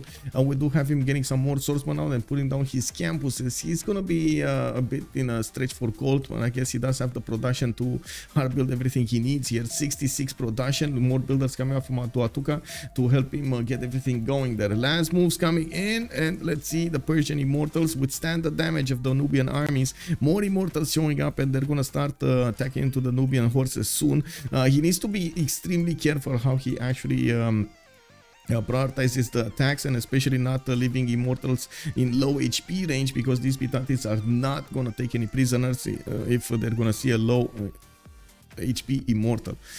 We do have also UnderTheGun with 16 science and 15 culture, 46 faith a turn and 59 production on 4 cities. Russia is getting 1-2 more cities over here, building up hanging gardens in the capital city of St. Petersburg and plugging in Pingala in his 2nd city. He got Moksha, so we're going to see him jump up in culture a little while, especially after he's going to get his monuments from all of his cities. He didn't quite build all of them. I don't see a monument here, I don't see a monument here, no monument here, so there is still quite a bit of quite a few culture points that can be acquired with those. We do have also Pompi, 15 science and 26 culture. He's the one pushing right now into Astikos. You can see his immortals can actually attack into Astikos' horses strongly with 57 points of damage against that horse of 50. We do need to see if he's gonna use his melee attack or his ranged attack. I would really expect him to do the ranged attack first and then follow up with the melee afterwards. He does have 3 units that 4 units actually that can attack into that horse. 2 of them actually can get more. No, this has a forest between it, so it's not gonna get there. Now we do need to see if how and when he's gonna start doing the moves. Of course, the last second moves are probably gonna be preferred here from both sides. There we go, to get the advantages going. This Astikos horse, man, look how fast he's going down to just archer shots coming up from the immortal, the range shots instead of his melee shots. And he can now actually go in there. That's oh, okay, that's a Pitati just taken down immediately. Another Pitati taken down immediately. Wow, okay, I mean, guys. I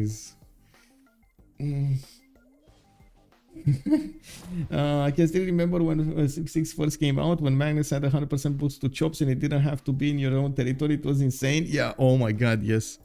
Oh my god, Magnus, 100% chops, man. Now that was the time when we did have, I should say, the strategy of whoever has the most chops wins, basically. Like we were getting like Congos and stuff like that, and you would just see everybody just chopping everything out of the land. Hughes43, hello there, sir, and thank you so much for the follow. Freritos got so bad stats on everyone, though. Yeah, well, I guess we're gonna need to see how they're gonna make this up. We do have more settlers coming up from Pompi, for example, using his capital to get those out. He did manage to get Ulyss throne there, so he's starting to be fine with the gold generation. He has a few immortals also coming up from Tarsus going to the west side, and I do see another settler here from Tarsus. 3 turns out from finishing. He can actually put it right in the face of his opponent, getting relatively close, when it very close actually, not relatively, very close to his opponent. Now we got a religion also from Nubia. He went for choral music for his extra culture from the shrines and temples, and defender of the faith for the extra +3 on the combat units in his own borders. Now, unfortunately for him, the city of Kerma did not actually get converted. It will take a while to get there, and well, I guess we're going to need to see if he's going to get a missionary to convert it faster. Well, Pompi did go for a pen brush and voice golden age. His science, okay, he doesn't actually have Pingala yet. Oh man, this immortal actually survived. Kek W and has a promotion on it. Oh my god, man, that actually, he's a survivor, guys. 4 out of 100 health. A horse went down for nothing over here. Nubia getting his victory established there, and I'm pretty sure he's going for Victor second for the extra +3 from the garrison commander, trying to stop the incursion of the Persian armies. Sange Anima, hello there, sir. Good evening, and welcome. He created the religion, but Kerma hasn't finished it, so it did not. Actually, didn't have enough time. No, it did not. So quite a bit of a problem there. I did notice a change, and I'm not sure if it's from me or somebody else, but for some reason I can't click on links anymore on Discord. Did this happen to you guys also? Like we can't click on that.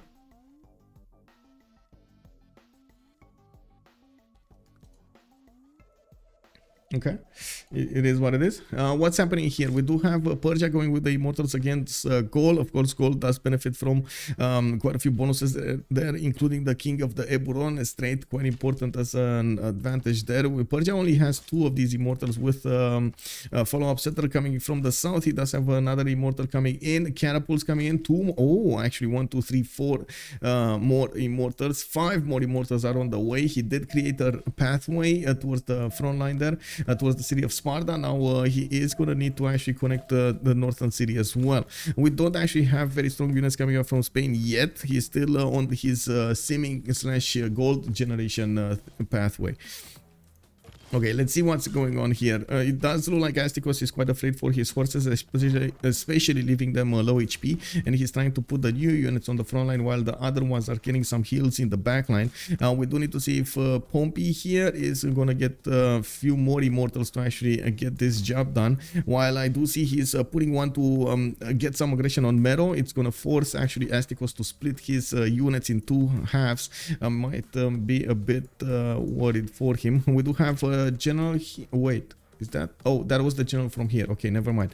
He actually got it in Tarsus, and by the looks of it, Ayutthaya is being quite aggressive over here against this territory. One turning immortals with the ability to chop also next and another one. That's a problem. Actually getting so many immortals in the front line, that's gonna be a problem everywhere. We got already 2, 4, 5, 6 coming up on Kerma, and I gotta say these walls are not gonna stop the immortals. They're just gonna keep on shooting until the walls go down. I do have to point out Pompi doesn't really want to cross into this floodable terrain over here. His units are gonna be getting a penalty, and that's one of the advantages he has over his opponent, because he is letting them fight in floodable terrain. Now there's also the problem that you lose all movement when you move on that floodable terrain. It's just not ideal. Let's see exactly what Pompi is gonna do here. How is he gonna try to do his attacks against his opponent, and what is he gonna push? There we go. One more movement coming in here. This by the way, this lonely immortal in the north doesn't get his +5, and yeah, there we go. He actually got it next to the city. Starting to bomb these Titiits. And with the extra movement from the general, now he actually, and the damage, he should actually have easy pickings on these Titiits from the backline. We do have a missionary going towards Kerma. He's gonna try to get that religion spread over there so he can get the extra +3. There we go. He's gonna spread it next turn.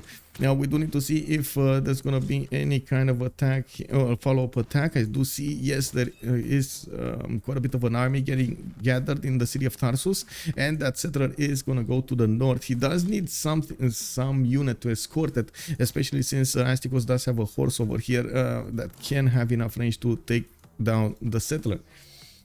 Spoon, hello there, sir, and welcome. Also Big Z saying, oh, by the way, how's your back feeling today? Very bad. I mean, it was like a very hard night yesterday. I barely got to sleep, and when I got to my parents, they got me like a patch. I don't know if I can show it, because you know it's like on my back. It's like this big, and it has a certain chemical on it that it creates heat. So and how to say, it relieves pressure, and so on. They put one of those patches on my back, and it's feeling better now. I was surprised that something like how to say, ibuprofen didn't work at all. Like nothing happened with it, and I just stopped taking. But yeah, I guess I can move a little bit now. It just feels like extreme heat on my back right now. Anyway, we do have more Titiits coming out from the cities of Nubia. Looks like these immortals will need a few brothers to join the fight. I would believe another 2 over here would do quite nicely. You can see Astikos is trying to get into the north, but that actually came at the expense of the southern border here. We do see Pompi managing to get next to the city of Kerma with one of his immortals, and did not get pushed back. We do need to see if well, that died. That Pitati just got trained and it died immediately. Well, it is what it is. We got 1, 2, 3, 4 more immortals, 5 immortals going towards Mero, and this might be a bit too much than Astikos can handle.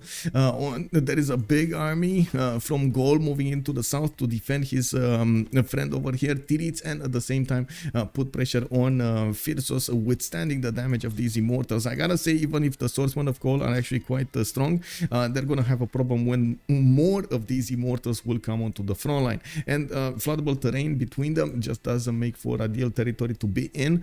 Now we do have 1, 2, 3, 4, 5 more immortals joining the fight soon.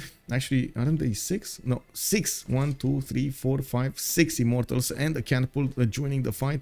7th one is being trained over here in Drahia from the north, and I do see more builders are gonna start improving the territory. I'm actually, well, I guess we're gonna need to see if he's gonna put more cities in the south, still gonna need to stay away from the eastern coast, so he doesn't give an easy city for Spain to attack into.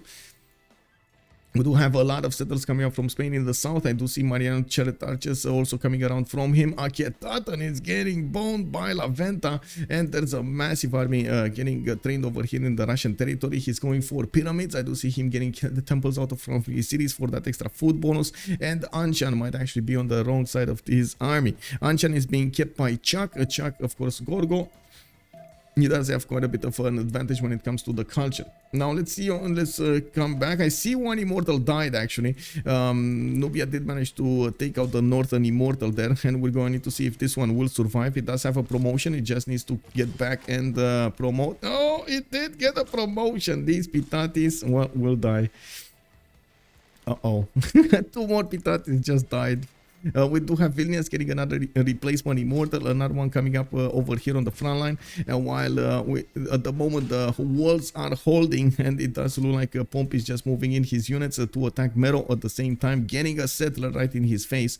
I would expect him actually to settle on the uranium. Not sure exactly why he moved it like this, but I guess he's gonna just wait another turn and get that moved on going. I do see the settler has 3 movement because Magnus, and it's fine. It should be fine.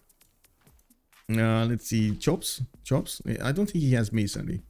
Pompi engineering in 2. We do have him still not expanding to the south. I see he just plugged the choke with a scout, so he doesn't let the Greek scout get in, so that's gonna be fine. Tarsus just keeps getting hit by the floods, by the way. I'm not sure if you guys noticed, but this is like, I think, like the 4th time there was a flood going on in that city. It's quite a problem. Why do immortals have 39 base? Aren't the swords 36? They're just a little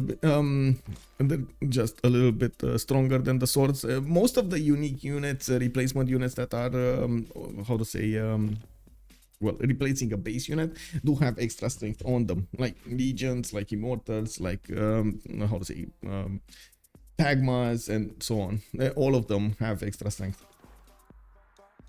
Okay, let's see. Persia redefining his line of defense here, getting some +1 promotions on these immortals. They are quite strong, but not as strong as to take down these swordsmen. And they are getting their promotions against the swordsmen, which is good. I see also Ulhas only has 1 weak one put down in a floodable terrain path, and that's it. Now we do need to see if oh, flood hits the north of Kerma, got the pyramids on fire, and we're going to need to see the upcoming attack here from Pompi. Halicarnassus did get settled right in front of his opponent's capital, and I'm pretty sure he's gonna need to keep on attacking with these immortals, taking down another one of those. Oh, Nubia Astikos managed to push back the general of Pompi, bombed that immortal that was defending the general, and now he's gonna need to actually get him back over here. He does still have the general bonus on the southern units, but he is gonna need to teleport here in Vilnius and then move to the west side, and of course get new units in the meantime. I do have to say, it does look like now Astikos has started trading units with the immortals, which is not really ideal for Pompi. He would want to keep on getting those promotions going, and of course keep on attacking into his opponent's lands. It looks like the extra +6 that he got from Governor Victor and his Defender of the Faith is helping him defend this. I do also want to point out that Pompi kind of split his attention into 2 sides, trying to split the attention of Nubia, but it didn't actually quite go his way. There are still more units coming up on the front line here pretty soon, and we do need to see if he's gonna manage to successfully take down these horses of Nubia. Okay, walls going up in Mero. This is quite a mud fight over here. It's something that Persia is prepared for, especially since he did go for Warlord's Throne. He has 5 cities. That's another thing that Persia did do and Nubia did not do. First of all, in the long-term gameplay, we will probably see Pompi over here get more stats up and have the ability to actually get more units from his production centers. Having 5 cities is gonna be an advantage. We do need to see also the general getting back onto the front line there. These immortals will need the extra +5 on them, not to mention the movement, so they can move through the hills and keep on shooting against their opponents. Nubian crossbow is 3 turns. That will hurt the immortals a lot more. You mean these Titiits?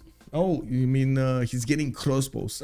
Yeah, but that's also gonna be expensive. I guess Chuck is over there giving so many gold points that they don't care. We got Chuck also taking away pyramids, and I do see getting Temple of Artemis. I think pyramids, wasn't it built here on Under the Gun's territory? I think it was, and it looks like it's not gonna be finished.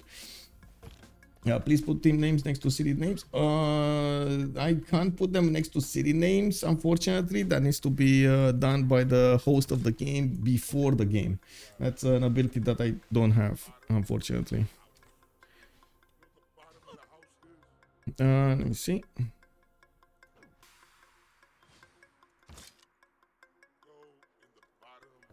Okay, general. More horses are running away from the fight. Ancient walls are coming up next turn. We do have Astikos managing to take down another one of these immortals, and you do see a builder coming up from Halicarnassus to get that encampment built. I do have to point out this encampment placement does allow him to put shots directly onto metal, which is going to be a problem, especially if he gets one single catapult. More encampments coming up from Hamatana, and Mashad is going to get this the campus. What is this campus? Oh, this to the north, right? A +3 campus to the north. Pretty good.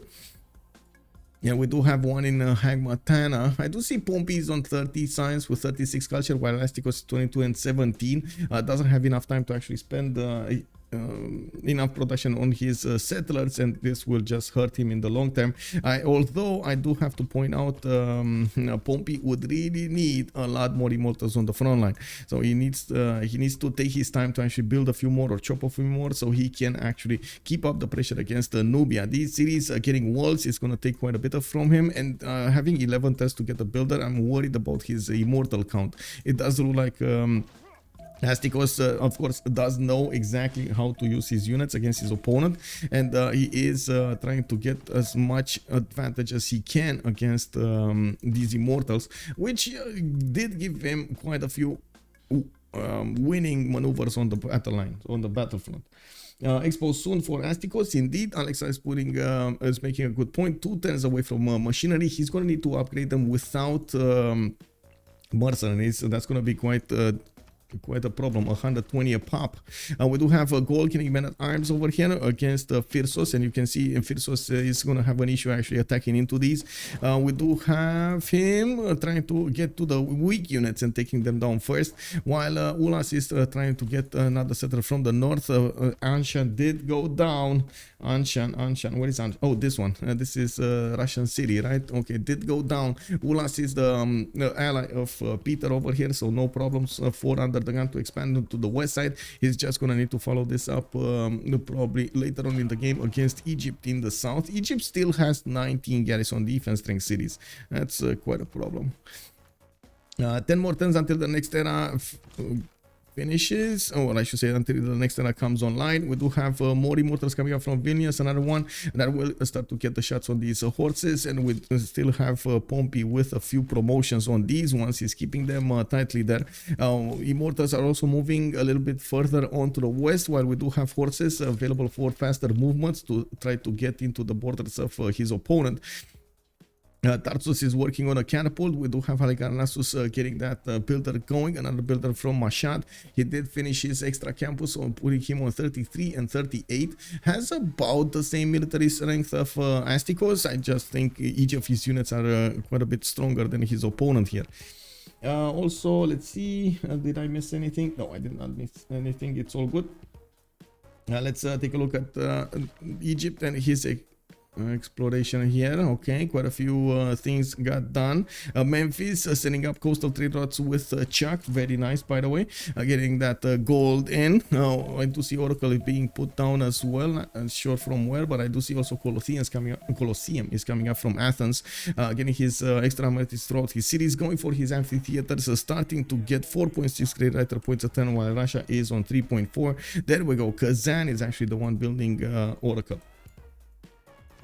Okay, Immortals are moving in towards the north. Looks like the south horse might go down as well. We do need to see if Persia is going to manage to successfully get the tiles next to the city of Kerma again, and we do need to see if Pompi is gonna prioritize getting more of these immortals there. I hope so. I think that's his only chance right here. Of course, there are actually two chances. First, overwhelm him with just sheer technology, and of course acquirement of civics, later on getting a lot of bonuses with it, and in the meantime just keeping enough of a front line to push and punish these Persian units. Now with the level 2 crossbow starting to come out, you can see, oh, it actually does quite a bit of damage there. Pompi doesn't want to handle that negativity there, and he's getting his immortal back. He is managing to trade one horse for an immortal there, and I do see I would say over here in Halicarnassus he has a problem.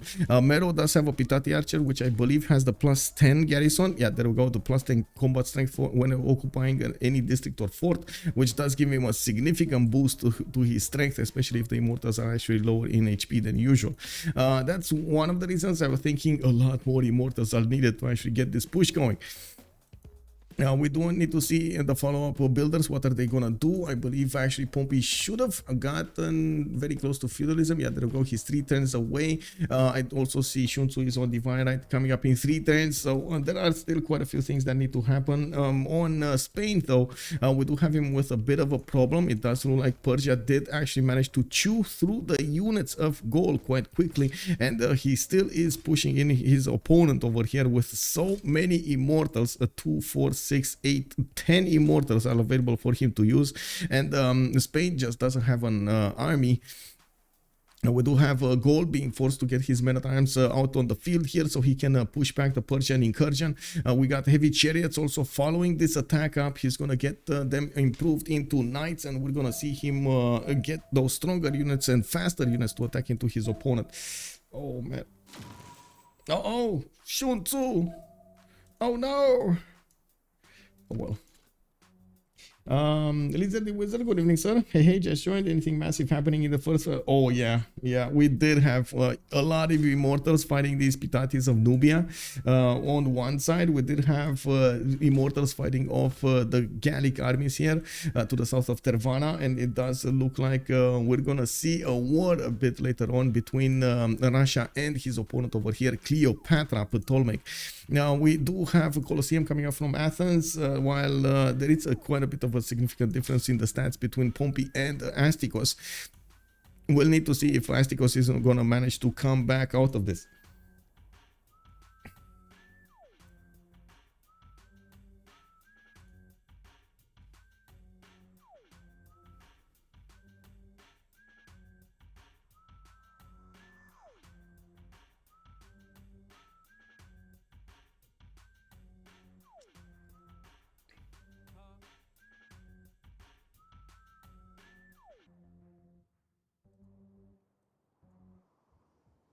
Okay, so just waiting for the players to get back in. Getting this going here.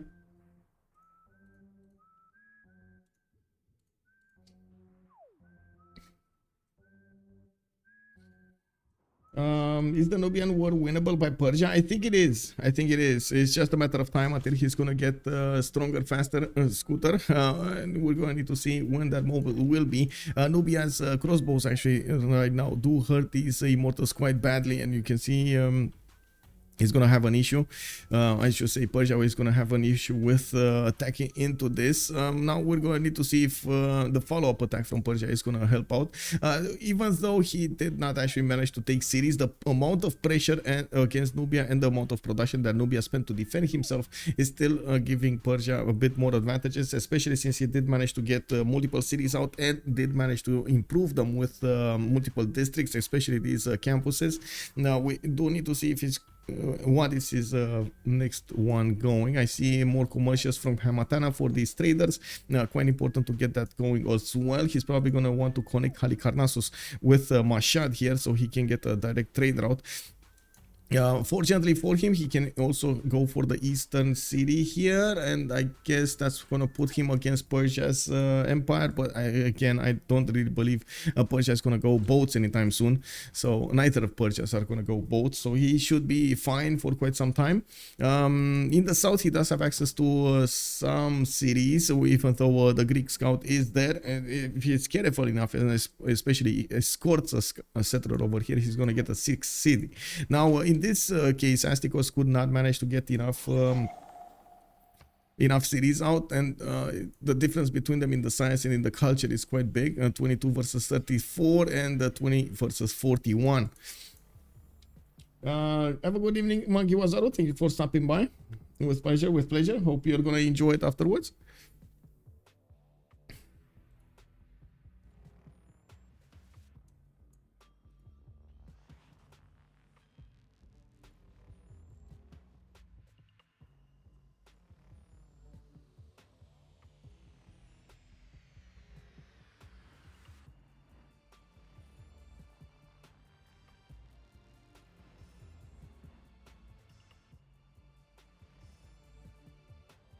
Okay, I do see Spain is starting to get his units out, by the way, to the northwest, getting a few horses in production so he can do some form of attack and defense against Persia here in the north. See, he has a few boats. That's not gonna matter, and especially the upcoming attack with the heavy chariots might be a bit too much for Gaul to handle. Gaul is putting a lot more production into these defensive units, the men-at-arms, and it does look like he's probably gonna lose quite a few of them in the south here. The Immortals are actually quite as strong as the men-at-arms on the offense. Ooh, that's big, guys. That is quite big. Well, let me actually take a quick peek here. What's going on?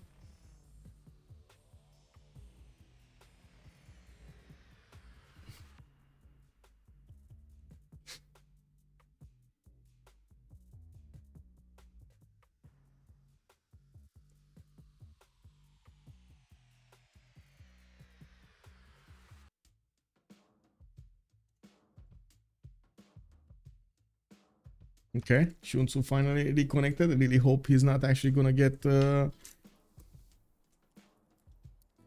be think every time. I really hope so.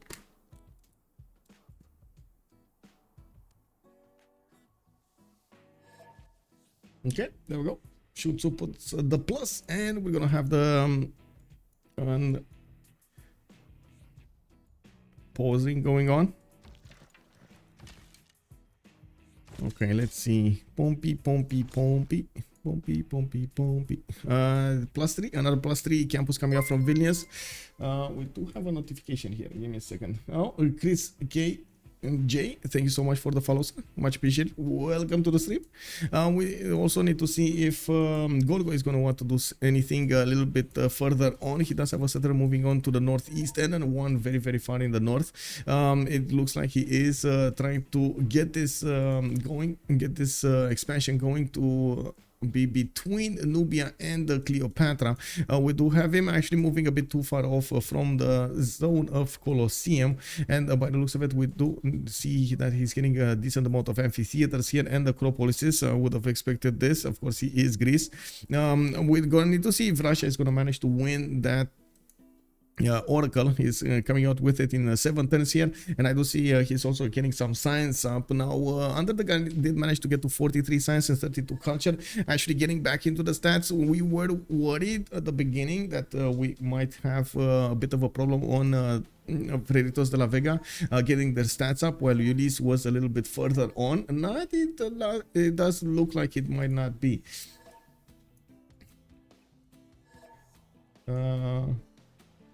Okay, there's a bit of a chat going on over here. Everybody's saying go, go, go, go. Go, go, go, go.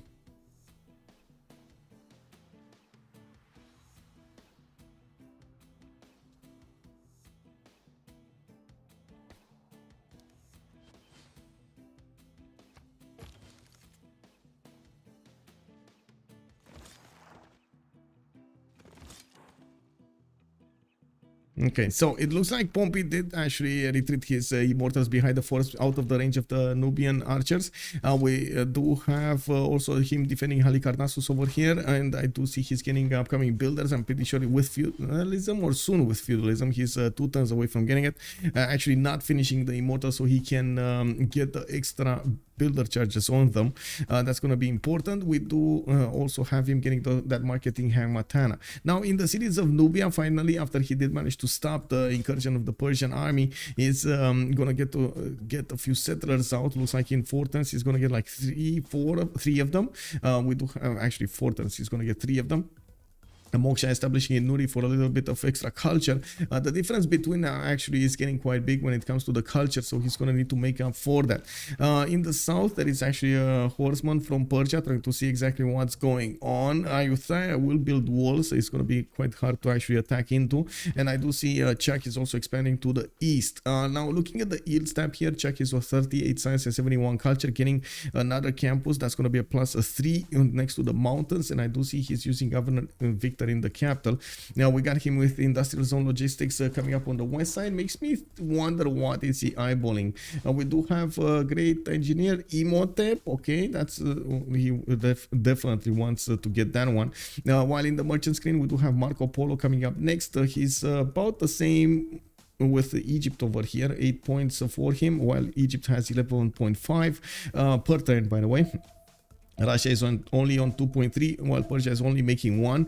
He had free reign on most of these, so he did manage to acquire quite a few of them, including Zangyan, with the extra trade route capacity over here. Only Marco Polo and Ifallan are actually up in the air, up for grabs. Now, we do have them with much stronger economy overall between Sun-Tzu and Czech. We already have those coastal trade routes over there, which do give them a lot of yields. You can see this setup between Argos and Memphis. They're also finishing that setup with Governor Reina in Argos, and I'm pretty sure Memphis is going to need Reina as well.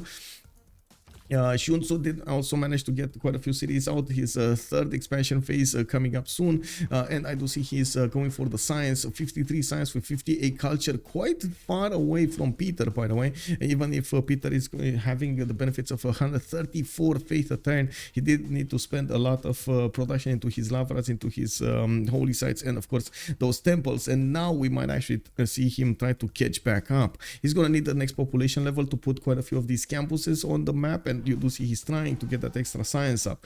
And now also Cleopatra is in a monumentality. He does have 28 faith a turn, and going for the science at the moment with multiple campuses and libraries will allow him to switch to a pen brush and voice in the next era and get the culture at the same time.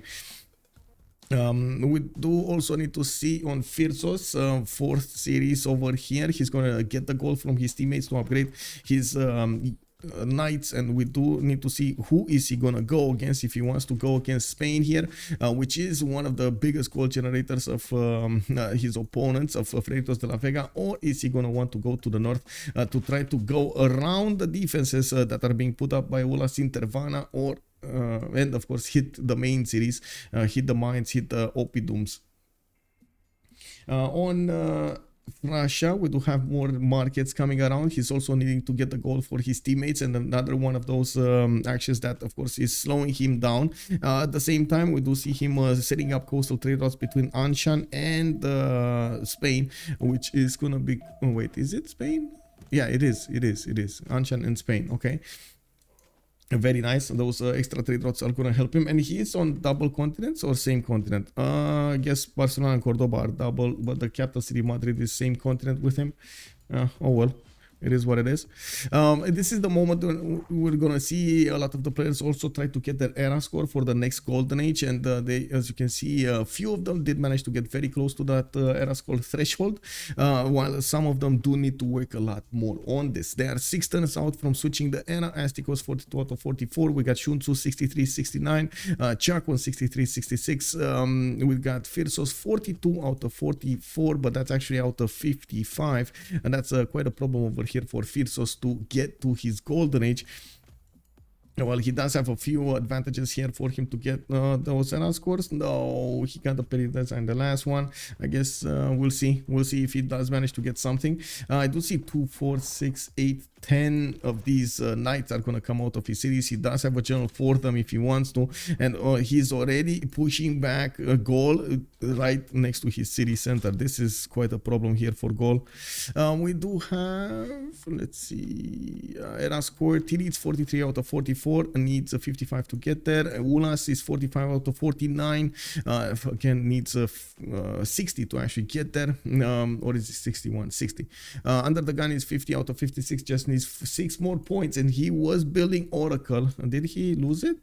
No, he's still here. He's gonna get his +3 theater square first, and then Oracle. Sure, that Oracle is also built in the governor of Pingala city, and I guess all of the early writers did get taken anyway.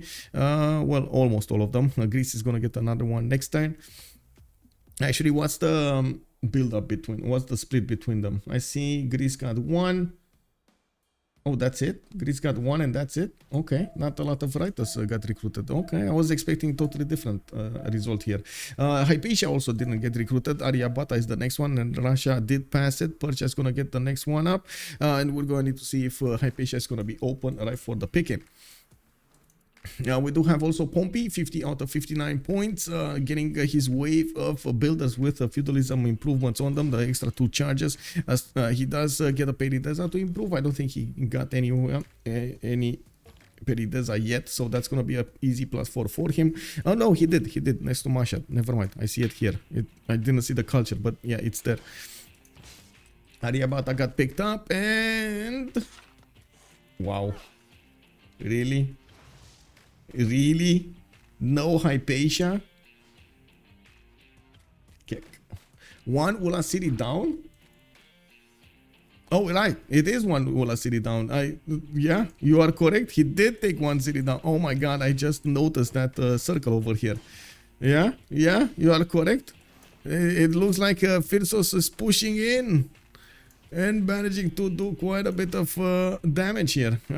I think Ulhas underestimated over here the resolve of Phyrsos to actually go against him, and well, thought it's enough to actually have just a few units. And while Phyrsos has been preparing his empire to get a lot of units fast on the front line there, World of Strong, Gavron Plaza. In this one, we got Audience Chamber. He's building them a little bit slower, but he does have the advantage of the Oppidums, which I gotta say they are quite powerful.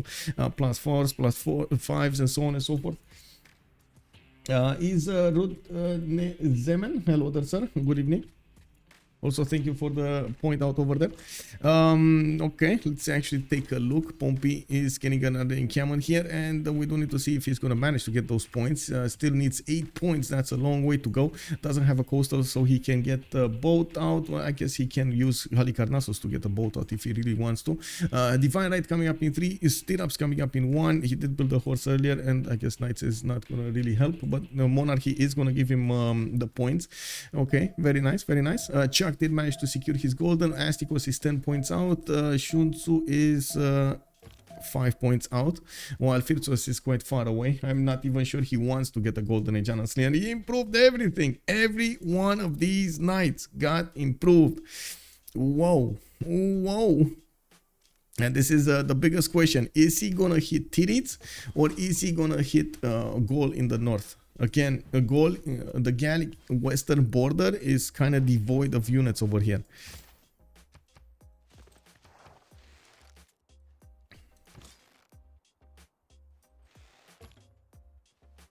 Okay, he's not really managing to take out any more units, and that line of immortals did actually get stopped. It does look like Gaul is gonna keep himself over here. Hey, thank you so much for the tier 1 gifted sub. Zaini, welcome. And Reim Kiyoshi, much appreciated, sir. Wait, Zaini, thank you so much for the gift sub. Reim Kiyoshi, welcome, sir. That's how I should have said it. I got confused over there by the notifications.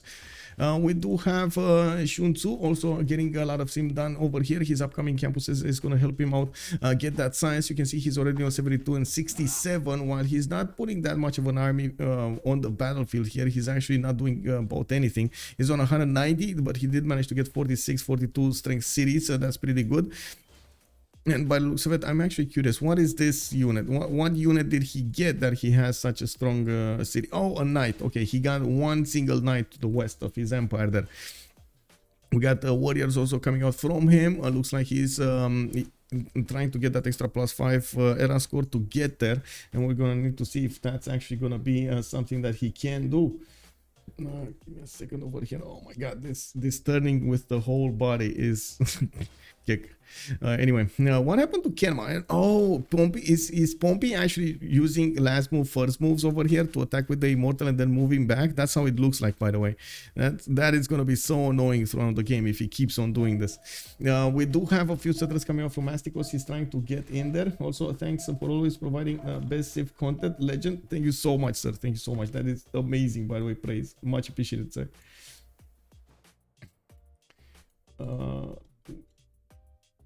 Oh my god, that is amazing. 4 times for classical to finish. We still need to see how Astikos is going to try to get closer to the stats of Pompi and at the same time manage to overwhelm him. Not only defend against Pompi but also take him out. He's probably going to enlist the support help of Shah over here from the east side so he can get a little bit better. Now I do want to do something over here really quickly.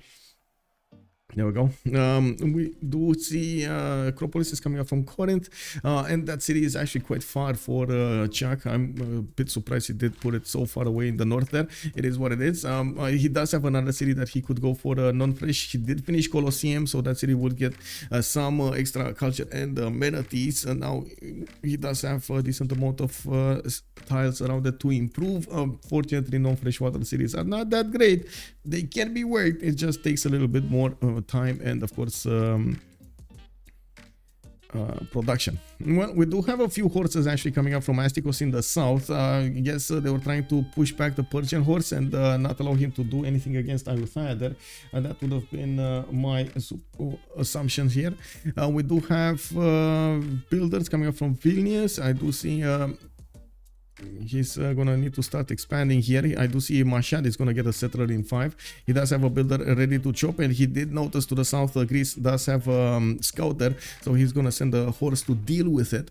There still is time for the players to get this going, especially right now. Most of them, or a lot of them, are actually getting their divine rights that will allow them to go into the next tier government, and I'm pretty sure they also did manage to couple their alliances together. +5 military alliance bonuses coming around. We do have the knight moving from Persia. This is, I guess, the major action.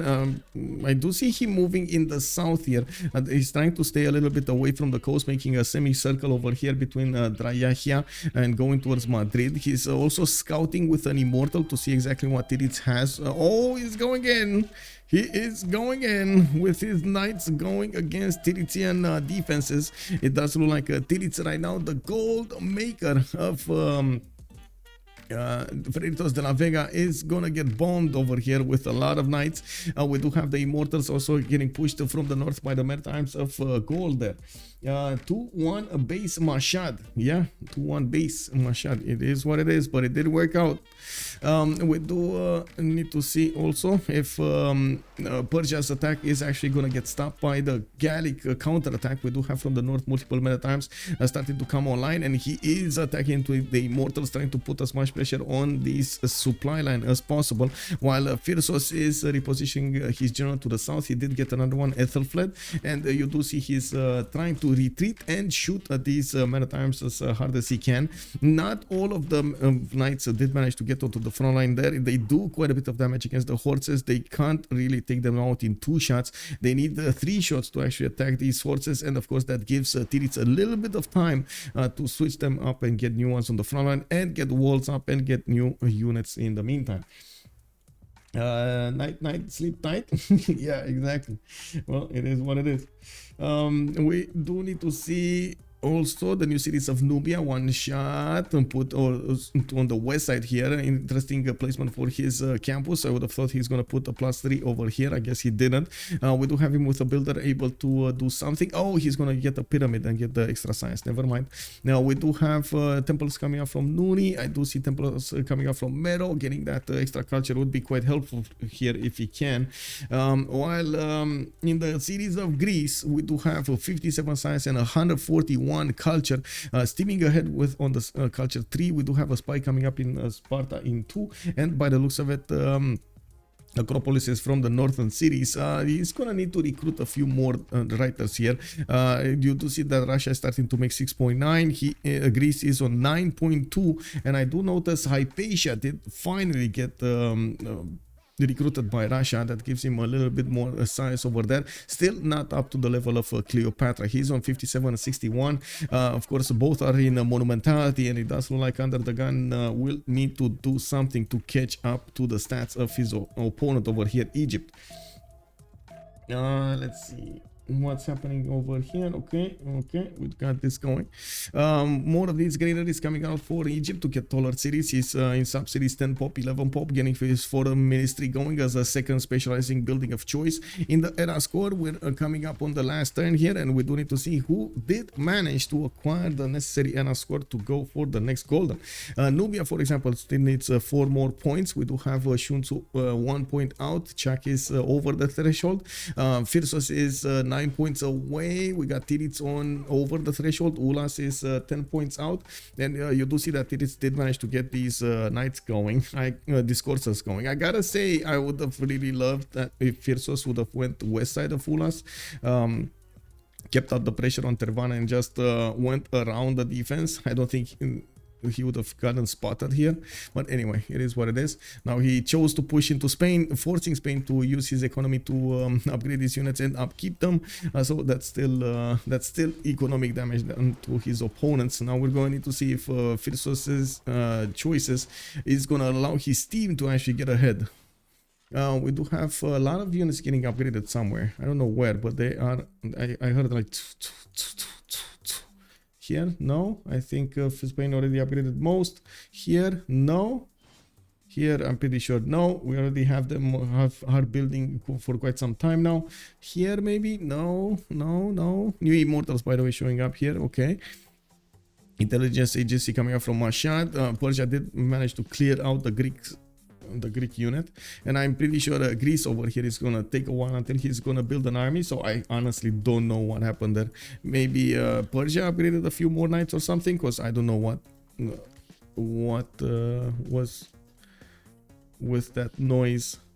Maybe we heard units like builders being bought. I don't see that many being bought. Anyway, it is what it is.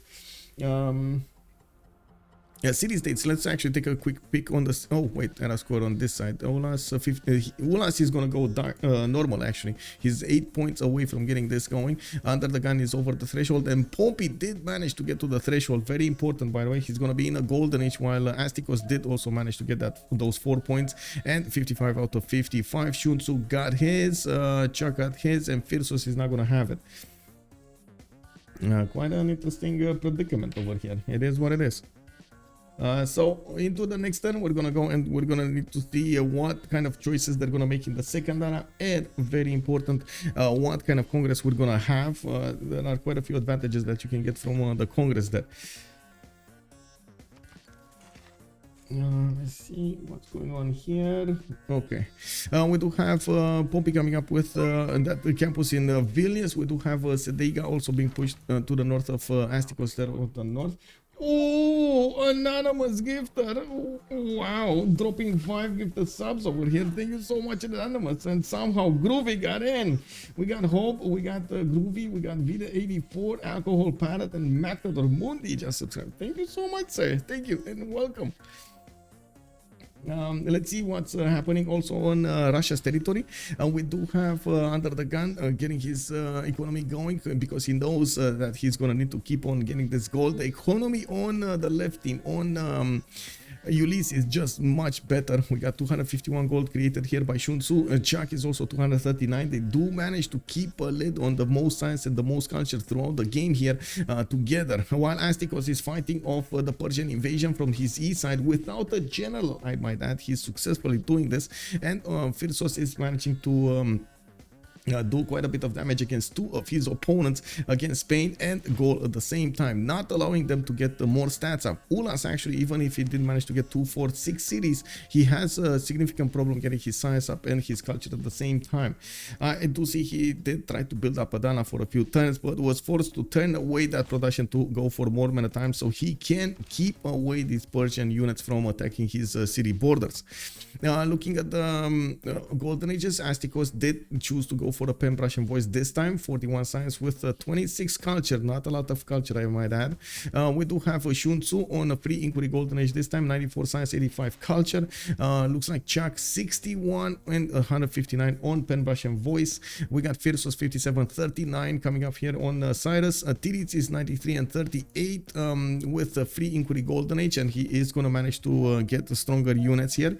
Ulhas is 40 out of 47, UnderTheGun 69 out of 111, and while we do have Pompi on 58 and 61. UnderTheGun did choose pen brush and voice this time, choosing that over his monumentality. Okay, I think I'm first in the lobby, so I'm just gonna go Buddhism, and then what don't we have? Science. Okay, Anshan died. Science. Okay, and then me. Hello there, Monsieur. Now I go A. Wait, what did I say? Was it me or Buddhism, science, me?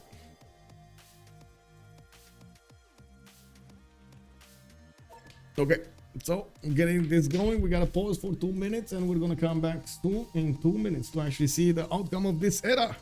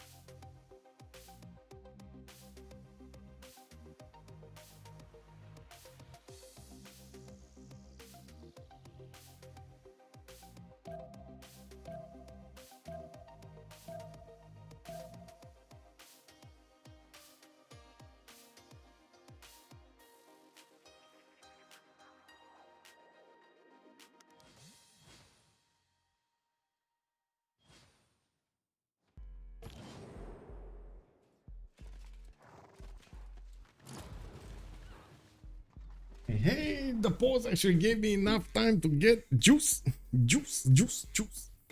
Let's go, Fanta. Okay, so what happened over here in the session? We did have Confucianism getting, okay, 25 diplo favor, sure. For condemns, we got industrial zones not providing the unique suzerain bonus, okay, and Peter gaining 2 diplo points. Okay, I mean, that makes sense. He's going to try to get that Statue of Liberty. He does have St. Petersburg next to the coast over there to the north, but I do have to point out Chuck does have the most science right now with 168, and he is probably going to discover civil engineering relatively quickly here. Also going for intelligence agency from his capital city. we're gonna need to see how Chuck is gonna try to use those advantages from his spy into his opponent. He's probably gonna try to get a level 2 into somebody, and I would assume it's gonna be Persia to the east side. Now we do have Astikos actually jumping up to 45 science and 43 culture. He's trying to catch up to Pompi 64 and 63, while Pompi is getting knights out, and we do have him going for his intelligence agency. He's also putting more cities in the south, has one on the coast on the east side, and still probably not gonna be that I would say not disturbed by this navy of Persia, because it's no navy. We do have also Persia putting another city to the southwest. I do see him putting down Gordian right in the face of Titiits, which does make me think, are you sure about this? I mean, okay, sure, he's gonna push Spain on land, and he is gonna try to take out quite a few units here. He does have to fight against 2, and Ulhas is gonna get quite a few stronger units here. Well, I say that, and then I take a look at their stats here. They're not that far apart actually from each other. We do need to see if there's going to be any incursion from UnderTheGun into Sun-Tzu's territory. At the moment, Egypt does have 165 science, while UnderTheGun is only 82. There's quite a bit of an advantage over here on Team Ulyss when it comes to the gold generation and production. I would have to say Sun-Tzu is 225 production points, Chuck is 219, while on the other side we do only have UnderTheGun on 212. UnderTheGun is also benefiting from 199 faith a turn, so buying out units with faith is going to be a thing here. I'm pretty sure he is building up, there we go, Grandmaster Chapel from his Government Plaza, so he's going to get the ability. Reaper, how can I enter a tournament? You basically make a team and you register it in either the CivFR community or CPL premiers. In CPL you have international players, so we don't actually have I would say any kind of limit when it comes to what kind of language the players speak. In the CivFR squadrons, most of the time is like, I think they only allow one single English speaker. It's a francophone tournament, so I would actually suggest a CPL for a tournament.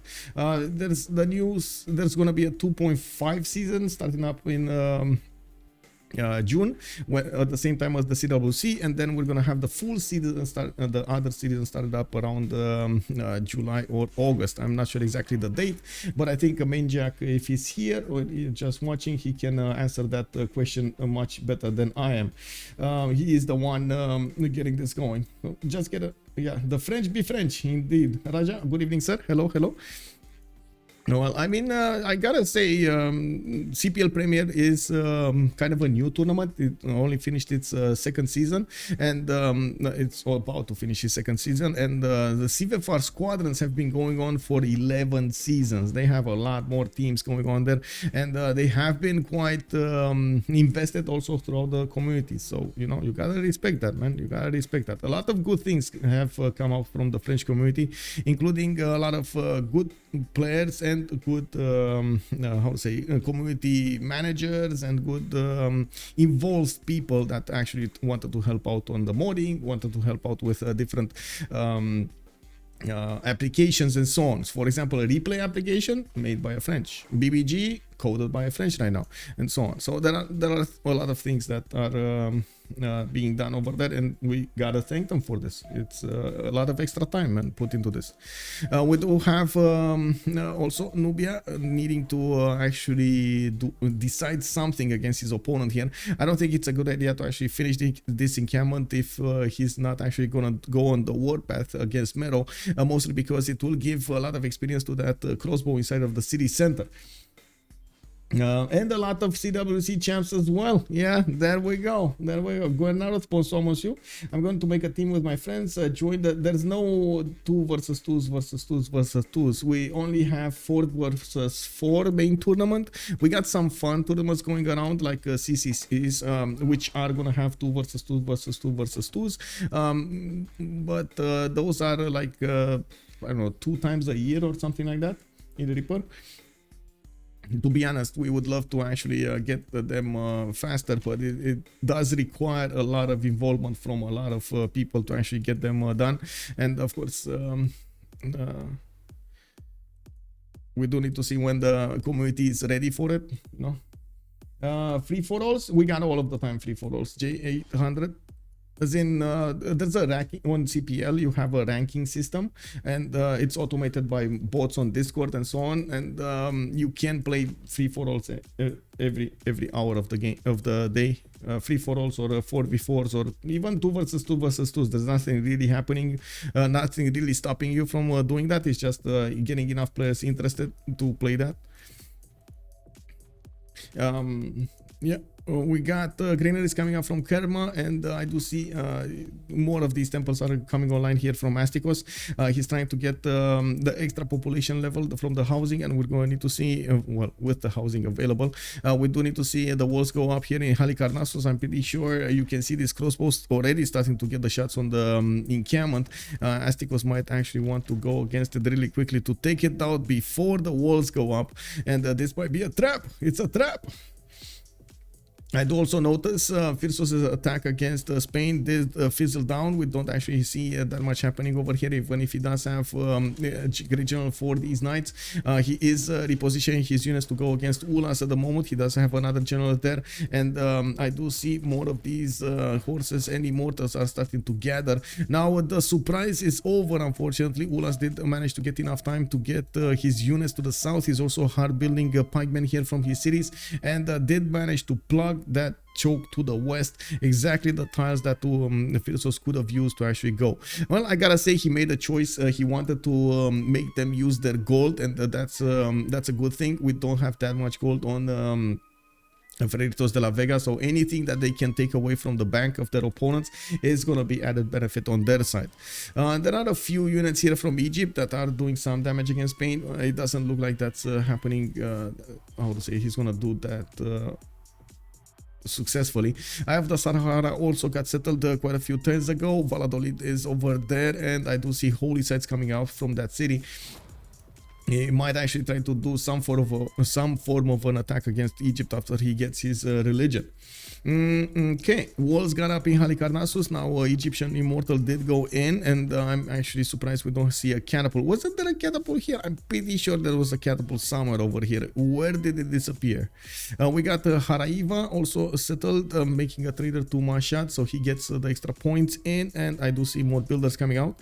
We do have Pompi getting to 77 science and 70 culture. He does also have 148 production compared to Astikos' 67. Now this might be well, this will be quite a bit of an advantage if he gets his points going. I wouldn't be surprised. Actually, I am surprised that he did not settle that eastern honey tile. Yes, not gonna get that much production from the first ring tiles, but he would have get them to improve them, and having an extra city here is always valuable. As you can see, the extra production is quite good.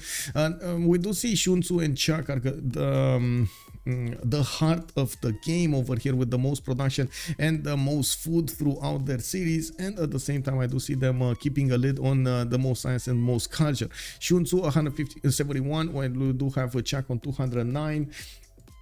I do see Spain over here did not react to the city of Gordian yet. Titiits does know how this coast actually revolves around and what kind of cities are on them. He must have noticed Gordian get settled, and we do need to see his tech side if he's going to go for something in the top 3. First of all, he's discovering printing, so he can actually get that going. Phyrsos is going cartography. Oh, is he trying to get out of there? Is he actually trying to get out of there? Because, I mean, you know, he can keep on derailing his opponents here. And mostly I'm asking this because unless he actually wants to get boats here in the water from Gordian, well, that's not really something that's going to happen quickly to get caravel out from Gordian. So I would have assumed he's going to get something like multiple galleys to start to attack into Spain if he actually wants to do something like that. We do have Isidore of Miletus actually trying to build statue of Zeus here to the southwest of Tervana, giving free units to Gaul and giving him the ability to get more production towards those pikemen, or I should say anti-cav units. We do have also Phyrsos getting all of his units with the promotion, and there we go. 3 spearmen, 2 archers, 3 archers and 1 battery ram just got built over here for free. He used the Isidore of Miletus to get that production going, and now we do need to see if Phyrsos is gonna be able to do any more damage against Gaul. It looks like Ulhas is managing to get this war slowed down enough for him to seem behind us. He still has a long way to go, only 137 production, 49 science with 52 culture, but he is on his way to getting more stats up. He's starting to put quite a few builders to work over here. Got his army to the south and plugged in most of his tiles over here that could be passed with the knights. All right, thank you for no problem. I'll try my hardest to be a strong team leader. Let's go. I hope you will, sir. I hope you will. And we got encampment training projects also coming up from UnderTheGun, a Mahabodhi temple in Novgorod. He did manage to get the 2 Diplo victory points from the beginning. And well, yes, he is only on 5 out of 20. With Mahabodhi temple, he's going to be 7 out of 20. Maybe if he gets Statue of Liberty, 10 out of 20. And we're going to need to see who's actually going to make the most Diplo throughout this era to see what kind of chances they have in the next part. He's also building up an army here, taking out La Venta first, and then probably going to try to push in through Sun-Tzu's territory. We do have Sun-Tzu right now actually getting his military science in 3 turns. That will allow him to upgrade the courses into calves. Very important unit, a stronger unit to benefit from. And of course, on the other side, we do have UnderTheGun going for printing. Probably Cossacks are going to be his choice of unit to go against Egypt. Cossacks are going to be quite deadly even against calves. We're going to need to see who's actually going to get the drop on whom. I do also notice quite a few heavy chariots actually have been bought also, so maybe there's gonna be a mix between calves and cuirassiers. Not to mention maybe field cannons also coming around there. Not bad, not bad. Give me a second.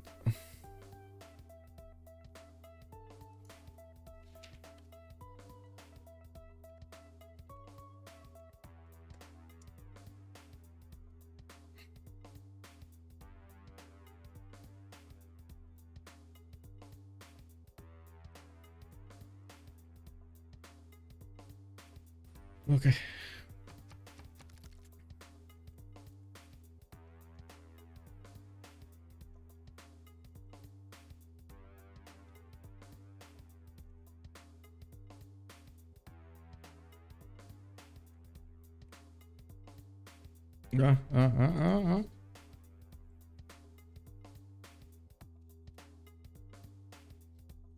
Okay, Gorgo and Egypt have eco alliance. That's something that I honestly don't know. It would be amazing to actually see the trader yields. Although I do have to point out, whatever alliance they have, the fact that they are trading coastally over here between Argos and Memphis, and they both have Reina in these cities, is allowing them to get a lot of gold anyway. And of course, we do need to see how Chuck is going to follow this up with this amount of gold per turn. He can actually afford everything he wants. I do see he's on 305 production and 249 food. We do have Imhotep coming up as a great engineer here, and it looks like he will get the opportunity to get one of those going. I don't know why, but there's like a lot of stuff happening. Whoa. Yeah, it is what it is, man. We do have Astikos coming up with quartzes over here. I don't know, is this loud enough that you can actually hear it, or I hope you're not hearing it? What are you hearing? Are you hearing something from the background? Also, Hasselman, good evening, sir.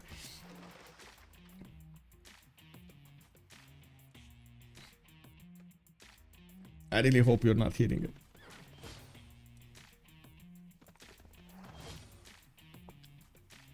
Oh, perfect. That's perfect. Okay, so the noise reduction works. Woo woo. Commander Kim, hello there, sir. Good evening. Good evening. Thank you so much for the feedback. We got more knights coming around from Pompi. Yes, we do have Nubian courses also started up here with the extra bonuses they have from Governor Victor and Defender of the Faith. They are quite strong over there to defend. It doesn't look like Mero is going to be faced by that one immortal in the encampment. Well, we do need to see how Persia is going to try to do the next wave of attacks. We do have trebuchets coming up from Tarsus, and yes, that will be a unit that he will want to attack the city of Mero with. Working Knight, thank you so much, sir. Thank you so much. Good evening, good evening. Anyone else tried the Eco Alliance and do you guys think it's a good? Well, I'm pretty sure Eco Alliance is good, but I don't think it's as good as the other alliances like the Science and Culture. A lot of the times you do get so many more bonuses from just getting your science up. I guess it also depends on what your actually team needs throughout the game. So if you're really in a problem with gold, you might consider it. I still don't believe Eco Alliance in a 4 versus 4 at least is the way to go. We do have a military engineer coming up from Mashhad, building a direct road towards Halicarnassus. Actually, the trader, I think, went from Halicarnassus to the south to Tarsus and then connected to Mashhad instead of directly connecting through this pathway here. So he does need to close this up as a route. Now, we do have also some crossbows coming up from Hagmatana, and I do see Nubia is plugging his chokes with stronger units here with his coursers having the ability to stop any kind of incursion from these Persian units before they get too far. Now we also need to see what's happening here, because I did notice there's a big line of Persian units going against Gaul here, and it does look like he has the opportunity to take out at least the men at arms that are being able to be attacked from 3 sides, but then that kind of feels like a trap. The pikemen will do quite a bit of damage on the counter attack, and of course Ulhas's archers are gonna follow up. We do have them with the ability to actually get crossbows. The biggest issue here is the gold generation. Now we do have UnderTheGun on 126 gold. Titiits is on 106 as well. Pompi is holding on for his life over here with 33, and we do have Ulyss on only 1 gold a turn. He needs his army to be supported by his allies to be upgraded, promoted, and I'm pretty sure they're thinking that gold might be needed somewhere else. For example, UnderTheGun upgrading his units with higher strength over here to go against Egypt and maybe do some damage. I gotta say, I'm actually quite curious. How have you guys voted here in the prediction? It looks like you went 80% for Freritos de la Vega and only 20% for Ulyss, and it kind of seems like 20% Ulyss is gonna win, honestly. Who has the strongest adjacencies right now? Wait. Adjacency, you mean who has the biggest like campus, or who has the biggest like theater square? That's what you mean?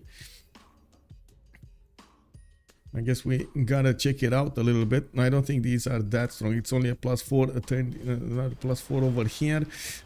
This theater square, I guess, would be the strongest one. No, it's only a +4. Yeah, it is actually. It's only +5. It's a +5, but I guess it's the strongest one of them all. Let's see here. This is only a +3. Well, this is a +3 turned into a +6. I would assume this one a +4 turned into a +8. Another +4 here.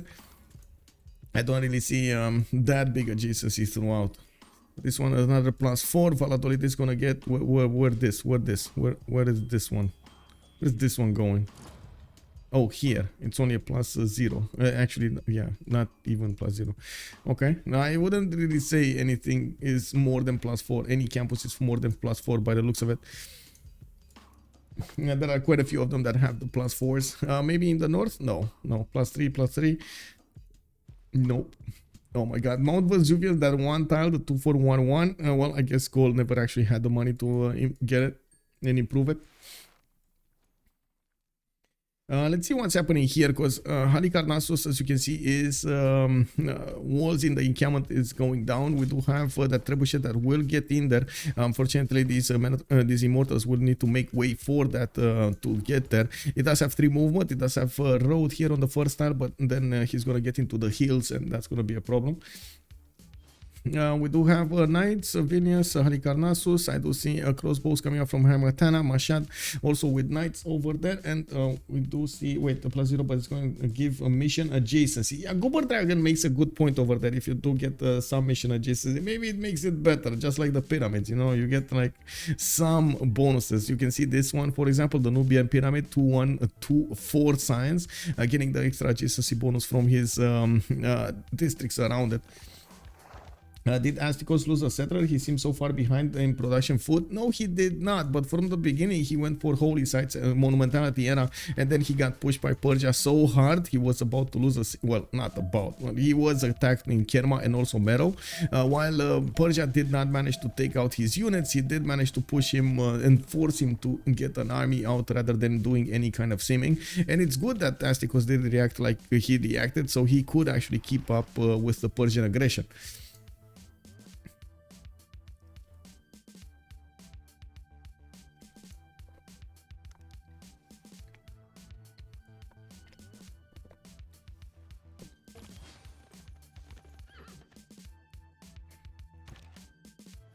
Okay. I see there was an attack over here on that encampment, putting it down to half HP. These crossbows are gonna keep chipping away at it, and the courser can actually keep on attacking into it to take it down completely. Now it doesn't look like that Trebuchet is going to manage to make it fast enough so he can actually get an advantage over the city of Mero. Looks like Astikos did of course prepare for this because he knew that encampment is something very dangerous for his city center. On the western side we do have the knights in the water swimming. They are gonna try to get into Elysia while Ulhas is deploying some of these men-at-arms and pikemen over there to try to get a defense going. Looks like Burica is also gonna get to swim. There is some form of deployment going against Spain. I do have to say Spain did manage to get some privateers, which he is gonna use to do some damage against the knights next to the coast, and still has a decently strong navy to take out Gordian at some moment in time. I also noticed Gordian did manage to improve his tiles over here, the 3 mercury tiles, got a Perideza, and he's gonna finish a campus, allowing Phyrsos to get a bit more science and culture throughout his empire. He's on 125 production, though it's quite a bit lower than we are used to seeing. Hello there, Project Cisco. Good evening, sir. What I noticed, the Cleo carry. Yeah, Cleo is definitely carrying over here. Sun-Tzu did manage to get to his calves, and you can see these calves are doing quite a bit of damage against the Russian units, trying to defend La Venta from being taken over. That is, wait, UnderTheGun city. Wait, he's trying to take it down. Okay, he's trying to take down La Venta, not allowing UnderTheGun to upgrade his units into it. UnderTheGun being Russia. He's also trying to see what is happening behind the scenes over here, behind the front line of La Venta. He's noticing that Russia is building up more military to the southeast and preparing an attack over here. UnderTheGun is 4 turns away from getting military science, or did he get it? Wait, where's the Corsair? Yeah, he didn't. So he's 4 turns away from getting military science. I'm pretty sure they do need to keep quite a bit of coal to upgrade those Cossacks, and in the meantime he's trying to get more of an economy of his own. Kilvak is finally getting built here in St. Petersburg. We got more lighthouses coming up from Kazan, getting a stable here. I do notice he did recruit El Cid over here, but he's gonna need an industrial general. And let's actually take a look at what's going on in the Great People screen. We do have Egypt about to get one, or did he get one? No, he didn't. So he's about to get a +5 on his units. On the east side, it looks like Pompi did get to push in with a few knights over there. The knights are doing quite a bit of damage against these coursers, and we do have a secondary attack going into the north, forcing Astikos to deploy a few units so he deals with the problem. Now, there aren't that many units from Pompi to actually do that much damage, but he is trying to do his best to pick off every unit that he finds in the low HP range. We do need to see if his production is going to keep up with him. And of course I do want to take a look if Nubia actually went for, no, he did not go for GMC. He doesn't have that much faith. He's only on 56 faith a turn. Now we do have the Trebuchet able to attack next turn, and it will deal half of the damage of the walls in Mero, actually, if it's gonna survive, because I do see the coursers of Astikos are actually getting positioned so they can counterattack into the Trebuchet. We might actually see it swap with the encampment over here tile, so he gets a stronger knight to attack with. Now, I did also notice, of course, the Terracotta army got taken by Persia, and we did have Shah go for intelligence agency earlier, and I do see he's getting campus research projects. Makes me think they're fighting for, they're already preparing actually to fight for Newton over here. It's not up there yet, but it's gonna get there. Encampment training projects coming up next turn from Sun-Tzu. He's gonna try to get that general Jeanne d'Arc. What kind of victory do you think Team 2 is chasing? You mean Team Freritos de la Vega? That's a good question, actually. At the moment, I don't really see them chasing a victory condition. Actually, sorry, they are going for Diplo. They are trying to go for Diplo victory, while Ulyss is the one going for something like cultural domination. It does look like both are on the table here. I do want to point out Gorgo's culture is allowing him to get to fascism very, very quickly here. And if he's going to manage to get tanks at the same time, well, I mean, that's going to be a bit too much damage for everybody in the game here. We got some tanks. UnderTheGun is being pressured. He's going to require the support of his allies to get everything going. We do have him on 145 science and 173. If he falls, that's a problem. We got also Titiits managing to get over 200 science, actually at the same science points of Sun-Tzu, but he did take quite some time to get there. There's a difference of about 700 points between them. UnderTheGun is starting to upgrade the stronger units, so he manages to keep up with the pressure. He's still 2 turns away from getting his military science to be able to upgrade these coursers into Cossacks. I also want to point out he doesn't have that many horses. He has preferred to go for heavy chariots, which are going to be, of course, turned into cuirassiers a bit later on. We do have Persia managing to breach through the defenses of Nubia. The trebuchet did not actually get to shoot yet, and it's down. The trebuchet is down. Pompi is starting to go around these units and trying to go against the Nubian defense. Siege tactics coming up from Astikos next turn. He's getting his trebuchets going, and I do see he did push back the attack on the north. Now we do have walls getting built in Vilnius, while the level 2 crossbow that moved out of the city last turn, he got back in Kerma, and he will be able to do the damage he needs to be doing against his opponent there. Now we do have new knights coming around. I do see campus research projects coming up from Mashhad to get Galilei probably. I see in university, never mind, he actually just switched. He realized that that might not be that worth, man. Trebuchet is only good for city rushing. Yeah, actually, I think the trebuchet will be used to take out the defense strength of that. Well, will try to be used to take out the defense strength of that encampment. The moment, by the looks of it, the Persia should be able to take down quite a few units from Nubia, and we're going to need to see if he's going to have enough power behind all of this to take out cities as well. This is dangerous here for Astikos. He's going to have a lot of units coming against him. He's going to need to solve this issue. We do need to see also what's going on here. Looks like Egypt is also putting units in the water. He might actually try to go on the eastern coast of UnderTheGun. We do have also Persia with multiple coursers and the knights going on the west side here, trying to get behind the Gallic defense. Unfortunately, that's a bit too late. The Gallic units did get how to say, did get positioned, so they can stop any form of an attack over here. I do have to say also, if you take a look at the knights or the coursers attack against these men at arms, they do have changed stats because of being embarked, and unfortunately that actually takes like half of their strength away, which of course you can imagine it's pretty easy pickings if you have something like crossbows to attack into them, trebuchets, or I should say catapults, and so on and so forth. Now let's see, first moves. Any first movers? No, Phyrsos is probably not going to get attacked. I don't think it's a good idea to actually step onto the borders here. You're going to get counterattack, and Ulhas is just stopping anything from happening, countering it perfectly. And we do have also Persia. Let's see, just lost a knight. It looks like he is just losing units here, and I'm a bit worried about this. He's using his back cities to actually get more. I'm not sure if he's gonna get enough. That's I guess my biggest worry here. Yeah, it does look like even with the even with the coursers and the swordsman, Nubia is managing to get enough units to withstand the attack that's being put against him from Pompi. This is quite a mud fight that has been going on from the beginning of the game here. Yeah, good thing is Pompi did manage to stay ahead with the science and the culture. Astikos is still on 75 with 64, while Pompi is on 91 and 79. Neither of them actually have a lot of gold per turn. Actually, Pompi is losing 4 gold per turn.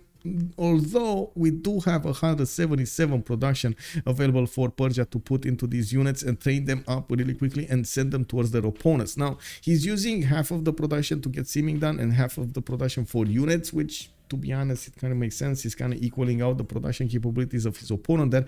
Although if you look at the how to say, of the army, it does look like a stalemate. It doesn't really favor either of them.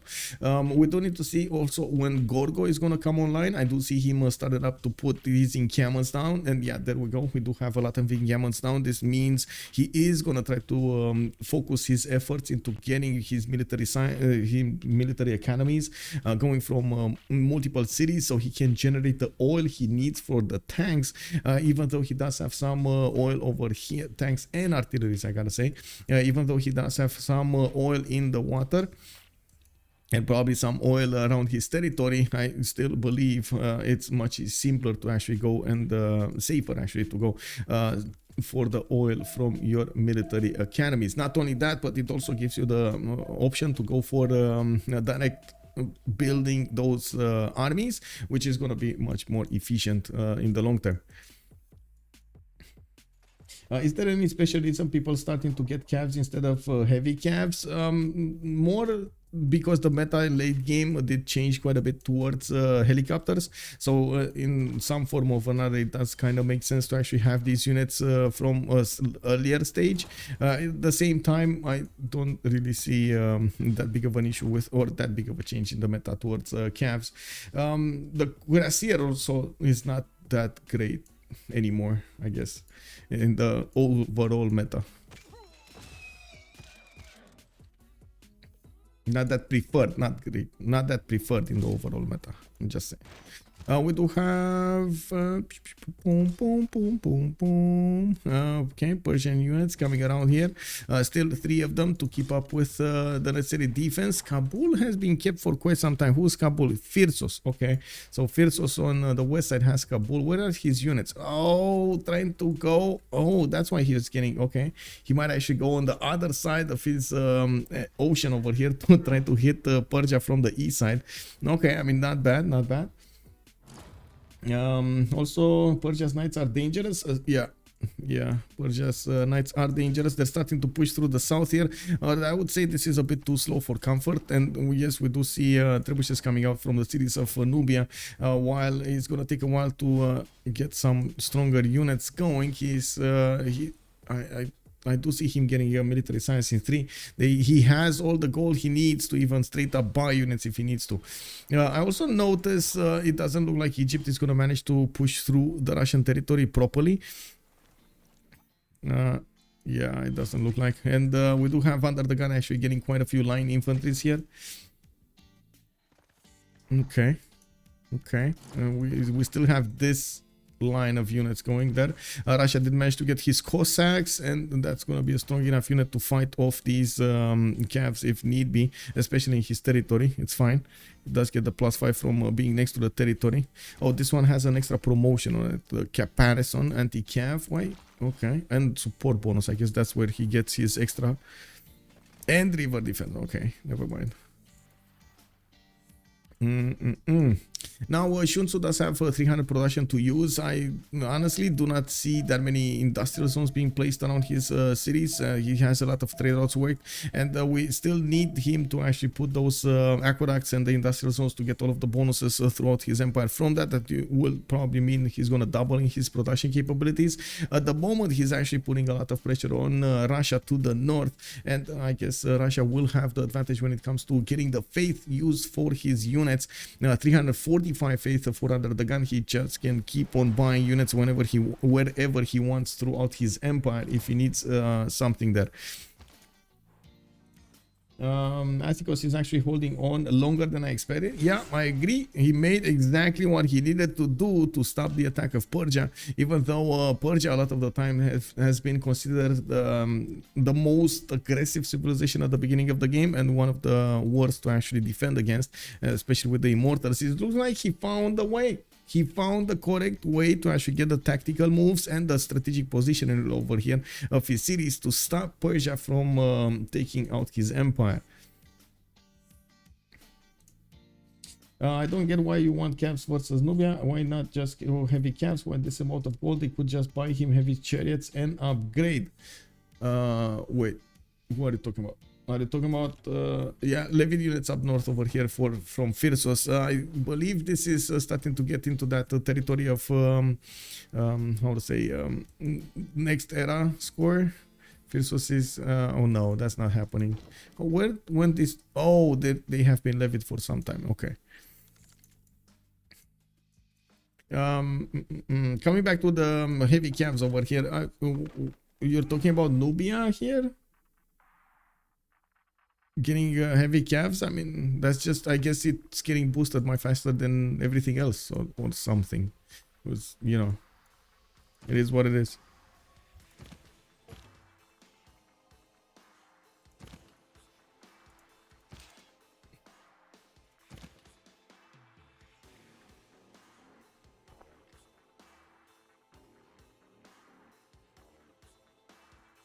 To be honest, it seems like it's fine anyway. The city of Meadow is gonna need to be bombed by a bombard, and it's gonna take a while. Actually, I'm a bit surprised we don't have a unit going to Halicarnassus and a unit getting out of the encampment, so he actually gets the bombard immediately in that encampment, so he can shoot down the city walls with a much stronger unit over there. Let's see if he does that. He needs to move out. He needs to move out and move in.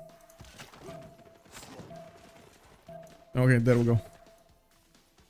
One unit goes down in the south. One of the things of the courses, they are quite maneuverable as units, and of course we do have quite a few promotions on them. Let's see the bombard next turn if he does manage to attack Mero here and take it down.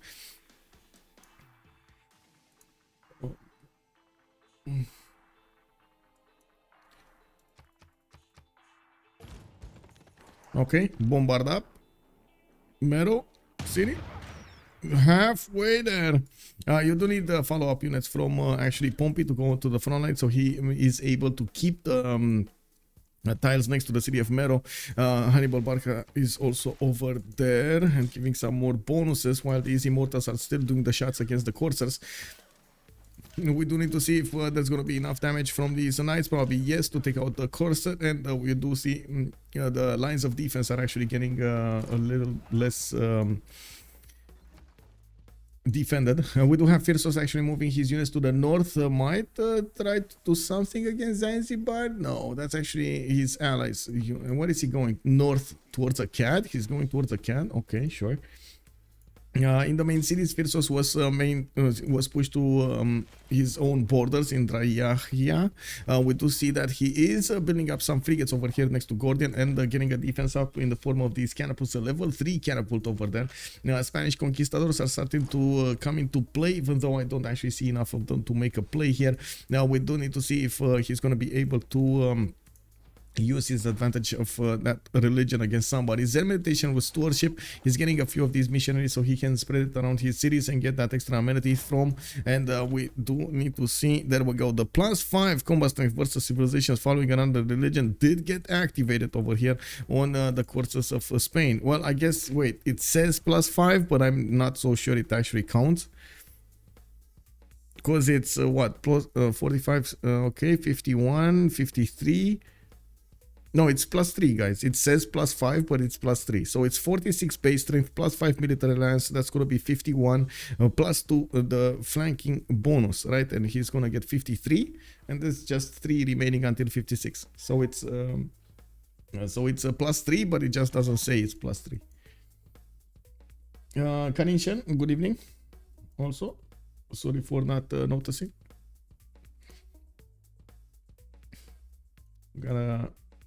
We got a 1 minute or 1 month or 1 something break. That's a quick bio break. Okay. Wouldn't we have a break anyway in 5 minutes? Okay, sure. I guess he couldn't hold it. It's fine.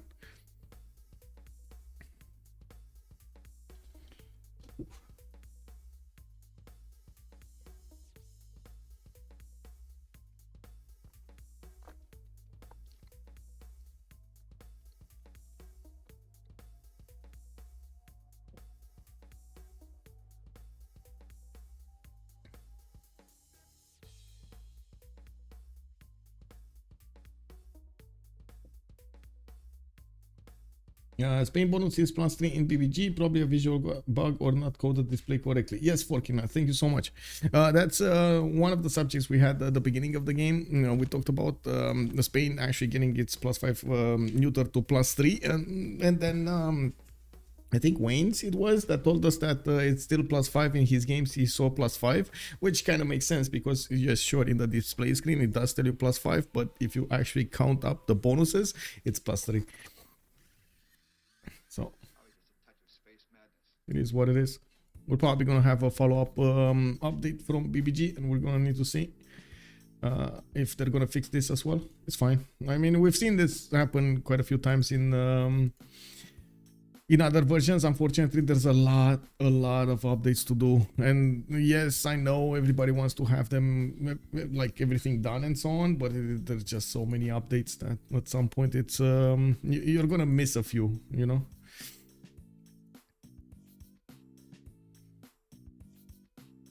And I gotta mention, there's a lot of voluntary work going around. You gotta take that into account also. A lot of voluntary work. And so, you know, it's their time that they're putting into this, and we appreciate it. We all appreciate it.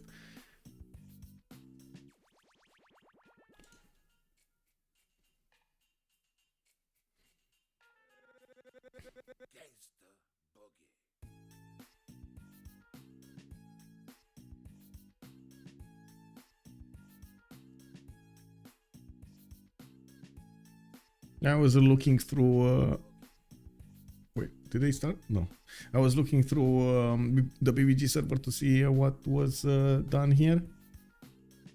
Okay, just corrected dependencies for Catherine and Teddy, and I believe it's reported in the bug, by the way. In the bug, I hope it is.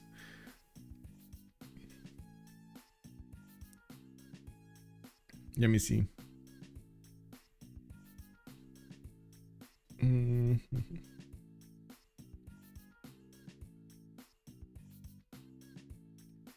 Maybe it's not. I don't see it.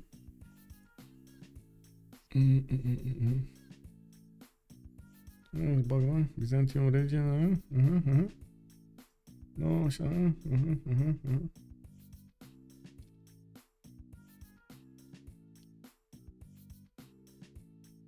Okay, so let's actually make a screenshot over here and send them.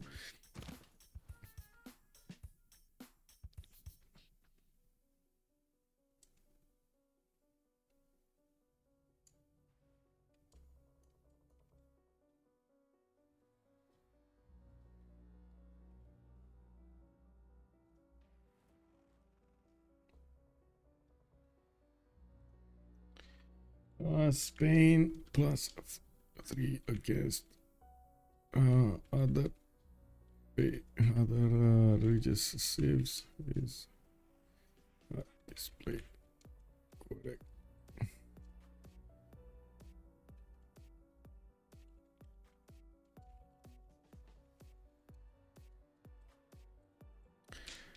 Okay.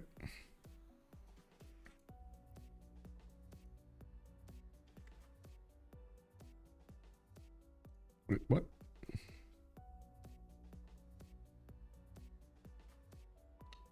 Kick.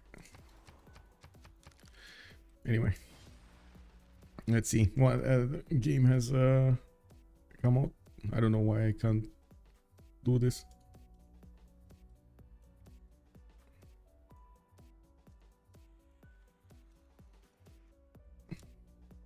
Maybe that. Oh, I need to pick something up.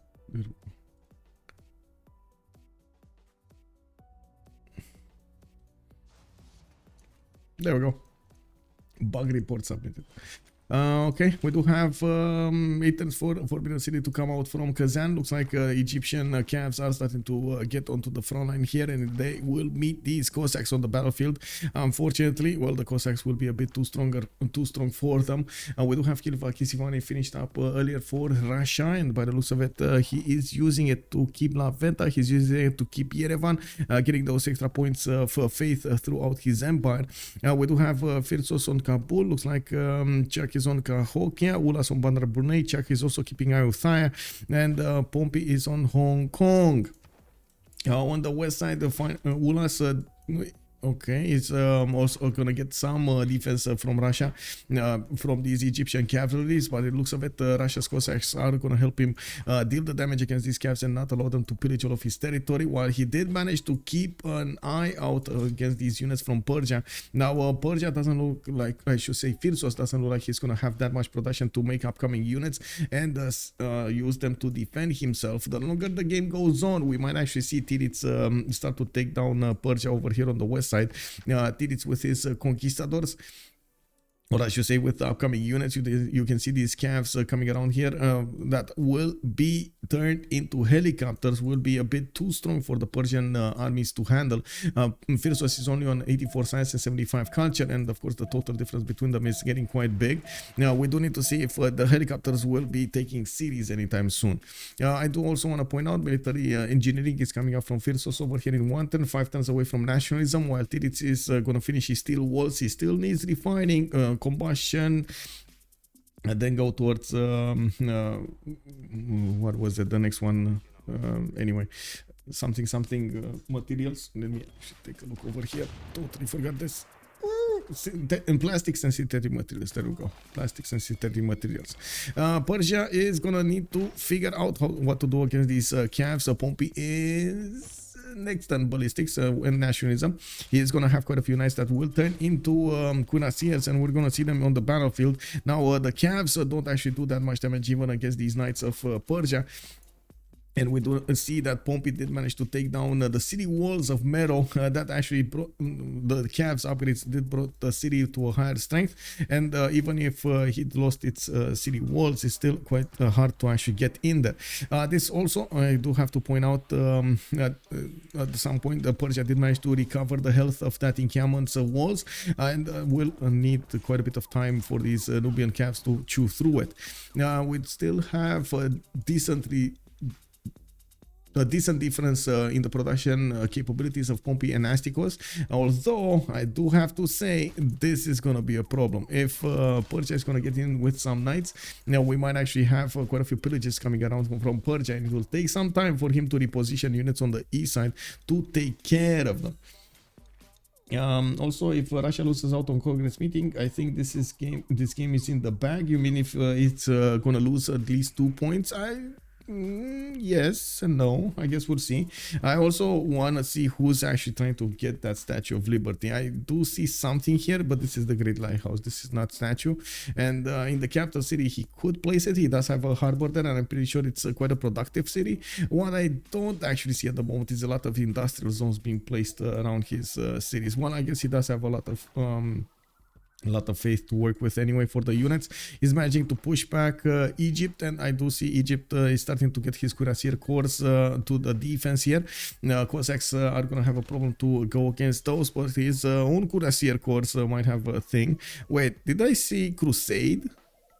Guys, I saw Crusade. Where is this? Oh, La Venta. Okay, I see. He finished his religion and got Crusade and Stupas.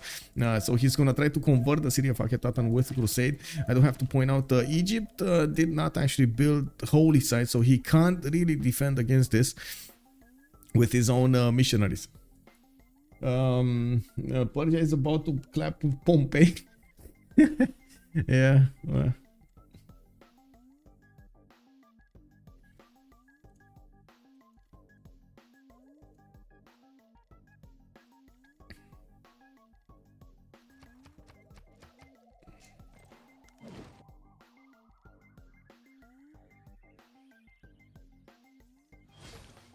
Okay, field cannons coming up from UnderTheGun. This will help him immensely to actually do the damage against Egypt. Egypt also has his own field cannons. He's going to need to build a lot more, and he does have a lot of production throughout his empire. You do see he's getting more cuirassiers in the meantime to put them on the front line over there. And yes, Russia's Cossack corps are starting to get main front line.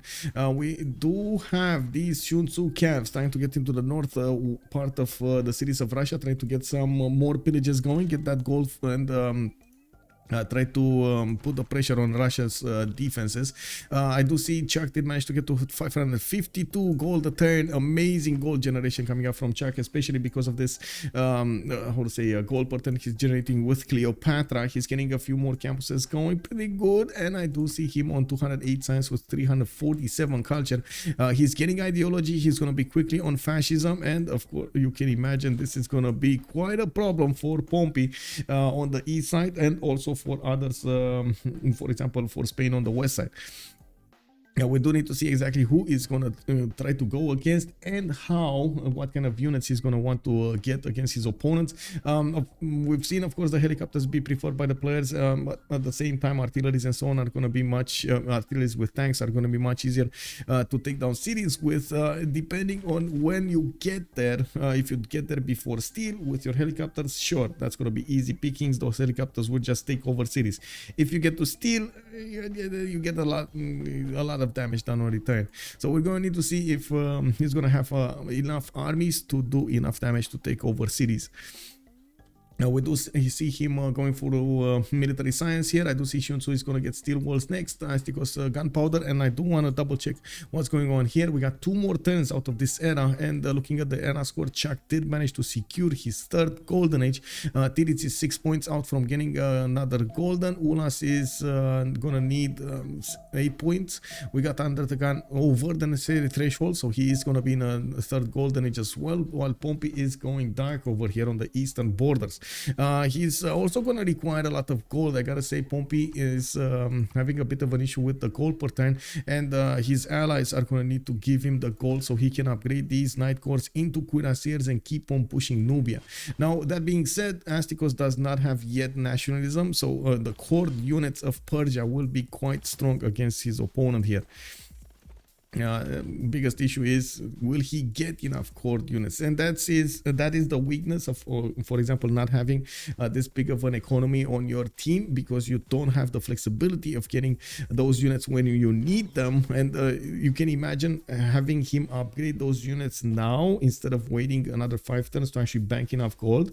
It's exactly the time he would have needed to go against Mero and take it. I gotta say, it would have taken, he would have done a lot of damage against these against Mero and so on and so forth. It might be an option for UnderTheGun to settle left of La Venta near a volcano to boost his Cossacks. Yeah, over here somewhere indeed. Get that extra +5 going. Well, I guess it's a question of does he need to, because these field cannons are gonna start ripping apart the cuirassiers of Egypt here. We do have 2 of them cored up, 3 of them cored up, and 2 of them are also level 2s. They're doing so much damage. 101 attack strength over here, but that's still with the crusade ability. I'm not watching the good bonuses here. Okay, we got Russia finishing up this war. In the north, he did catch these scavs, pushing them back on the peninsula over there, not allowing them to actually pillage the mines. Sure, he can get the sheep, it's fine. On the western side, we do have Phyrsos also getting pushed back into his territory. Looks like the Gallic armies are starting to wrap around his cities, while Gaul is starting to get more science up. We do see him starting to get to 90 science and 72 culture. He's gonna need to use that production capability of his to get back into the game. 197 production coming up from Ulhas' cities. He did manage to get spies out. I do see he's still turning a university from Aduatuca. Would have loved to have a bit more population here. He kind of settled down on 11, 10, and 11. That's, yeah, he's gonna need a lot more. He's gonna need 13 at least to put the next tiers. Oh well, I guess it is what it is. Titiits, what is Titiits gonna do? Refining into nationalism in 3.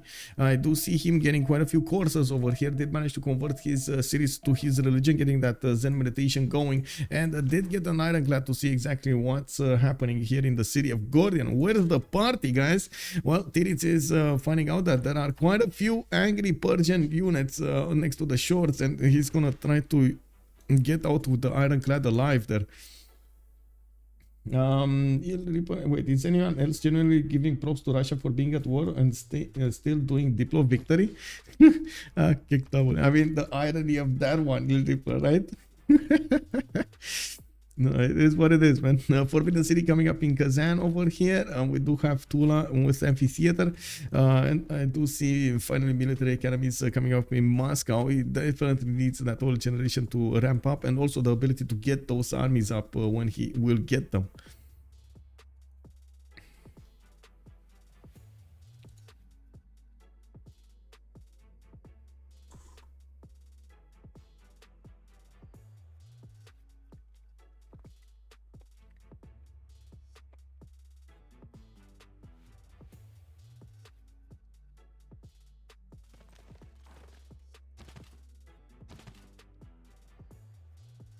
Potala Palace coming up in 3 turns from Corinth. We do have to see, there we go, the gold coming up for Persia. He did manage to upgrade only 1 cuirassier, and you can see the damage. You can see now the damage. This cuirassier does so much damage against the Nubian units. The gold problems are actually slowing down Pompi significantly. That I believe Astikos will have the chance to survive this one as well. Metal casting coming up in 2 turns from Astikos, 6 turns for nationalism, and if Persia doesn't push sooner, this is gonna be a disaster. He gonna live. We do have some Persian units also getting on to over here. Looks like Pompi is finally getting a settler on the coast here, but there are Persian units in the water that will try to come against his cities on the eastern borders. He's also building hard building a few cuirassiers from his cities, which is gonna allow him to actually do the push over here. But it looks like it's gonna be like 4 turns until they actually get to attack onto the front line. These tiles, the rainforest tiles that Mero has on the east border, were actually kept by him on purpose, so he doesn't actually give that much how to say, that much space for Persia to develop. And of course he doesn't get the vision. Persia doesn't get the vision from these eastern tiles on the east of the mountain to attack on the Nubian defenses on the west side. It's quite important to try to use the land advantages that you get. Now we got Egypt also trying to do a counterattack over here, trying to attack into these field cannons. Looks like 2 of his cuirassiers are actually quite in danger here. He's trying to move them back. You can see the waypoints generated for the units, so they get into a safe space.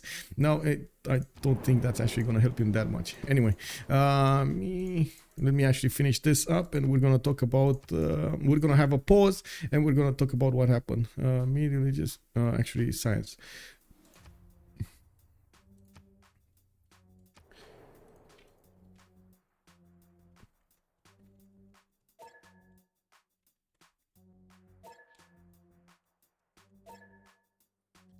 Okay. Oh, 2 minutes, guys, and we're gonna come back.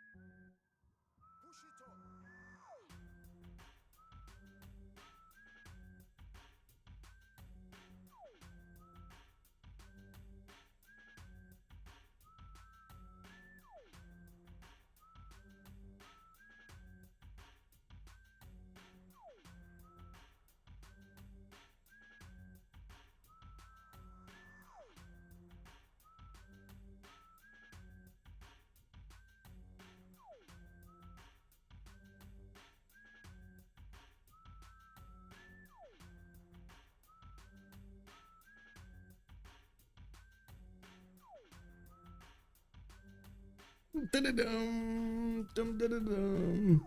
I see a beam crossbow shooting at an ironclad. Yes, I mean, can you imagine that crossbow? Actually, can you imagine that that scene over there, seeing some arrows, well, the tiny arrows of the, well, they're not that tiny, but you know what I mean, coming out from the crossbow, attacking into an ironclad and just hitting from the from inside of the ironclad, you know, ping, ping, ping, ping, ping, ping. They're not doing anything.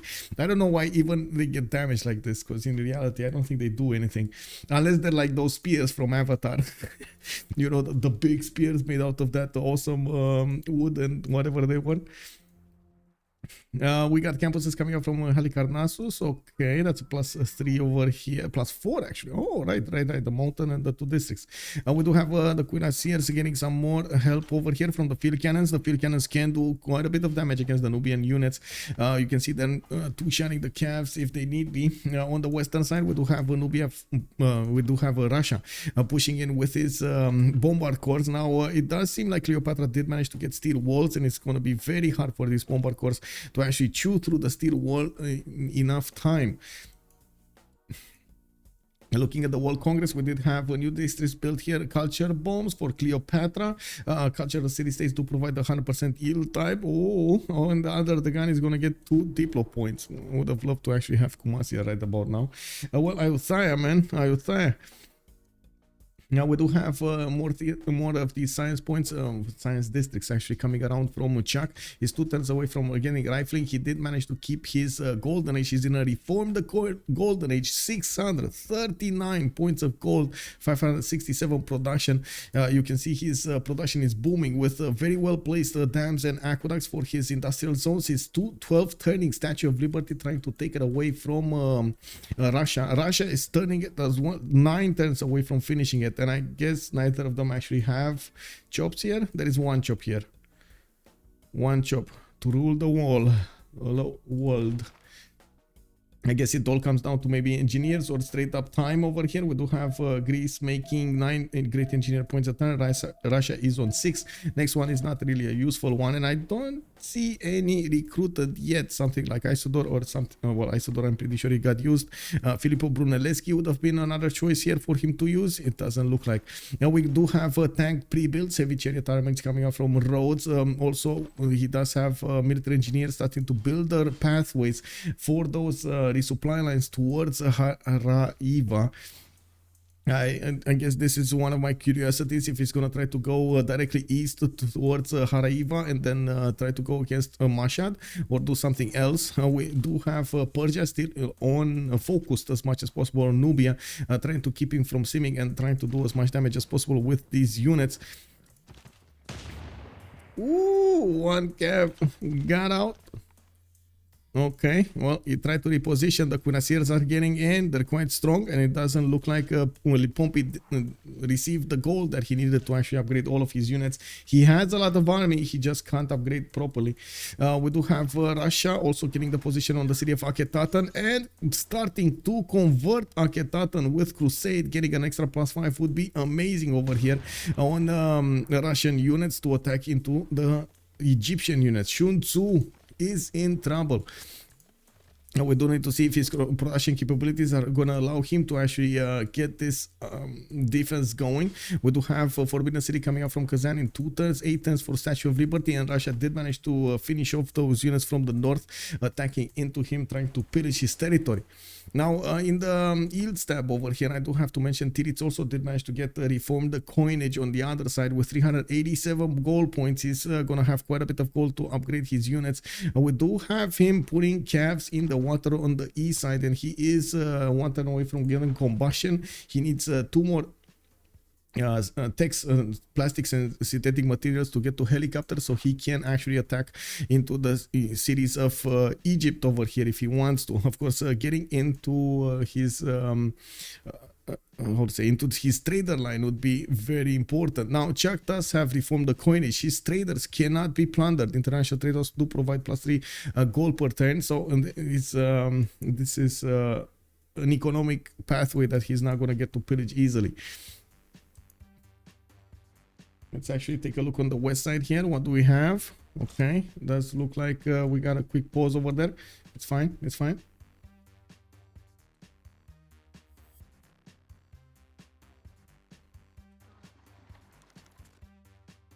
Military economies coming off from Sparta, Pasagade, okay, sure.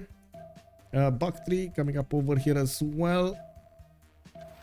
Draiachia.